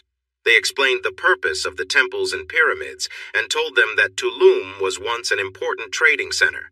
They spoke of the spirits that were said to linger in the old ruins and cautioned them to leave before night fell. Silas smiled and nodded, sending the locals away. Then he decided to camp on the beach, across the small lagoon from Tulum. The captain and crew chose not to join them, which was just what Silas wanted. Once they were back on the boat, the locals returned to their town not far away, and the sun set. Silas and Lily relaxed on the sleeping mats under the open sky. They felt free, talking and gazing at the stars. As they unwound, they embraced the peacefulness around them. That night had no moon, and the sky was nearly clear. The stars and constellations shone brightly, guiding ancient travelers. A gentle breeze brushed against their skin, and the starlight felt warm and inviting. Lily jumped a little at times when she felt something touch her, but she soon realized it was just nature surrounding them. The soft wind, the lovely lights dancing around them, and the quiet sounds all created a magical experience. It unlocked a sense of connection they hadn't felt since they were children. They discovered and rediscovered many things as they lay there amid the unknown. It was a dreamlike, enlightening experience. When the night faded and the presences seemed to drift away, Silas and Lily found themselves feeling a deep bond that was different from anything they had felt before. They sensed a new life beginning between them. As they held each other under the stars, distant beings returned, singing sweetly about the joy of new life. The next morning, when they returned to the boat, the captain and crew greeted them with respect. They noticed a glow around their sleeping area and heard the soft whispers carried by the wind. They felt a mix of wonder and fear. Having shared such an experience with the spirits was daunting for the crew. Thus, Silas and Lily earned their admiration. They returned home the same way they had left, from the lively seaport of Indianola on the Texas coast. When the city and seaport were destroyed by a hurricane in 1886, the community mourned the loss of life and property, along with the memories that were gone. Silas started his job on November 1st, 1880, and he was very successful, working closely with two attorneys general. He focused on improving law enforcement in Texas, where some known criminals had become sheriffs or marshals. One of these was Deacon Jim Miller, who held positions as a marshal and a Texas Ranger, despite having taken the lives of 21 men before he was killed for the death of a former U.S. Marshal. Silas was also a caring father and husband, and their family thrived during those early years. Lily taught herself and finished her secondary education. She gave birth to their first child, a boy named Robert, after her father, and a girl named Edel, after Silas's grandmother. Lily was a devoted wife and mother, and while waiting for the University of Texas to open in 1883, which was just 6 blocks from their new home, she continued her education through reading and correspondence. The 2 years between having the twins and starting university gave Lily the chance to become well known in Austin society, just as she had in San Antonio. By the time she began her classes in 1883, she was nearly as famous as her husband. Being the most attractive woman in the room was both a joy and a challenge, particularly because her husband was somewhat jealous. This situation became more complicated when she began her studies at the university, where many young men and impressed professors sought her attention, even though they knew she was married. But that's a different story. And so concludes the tale of their great love, leading into the next chapter of their exciting lives. Hey, everyone! Thanks for watching. Don't forget to subscribe and turn on notifications so you won't miss any of the exciting stories we have coming up. What do you think about the characters in this story? Let us know in the comments. We'd love to hear from you.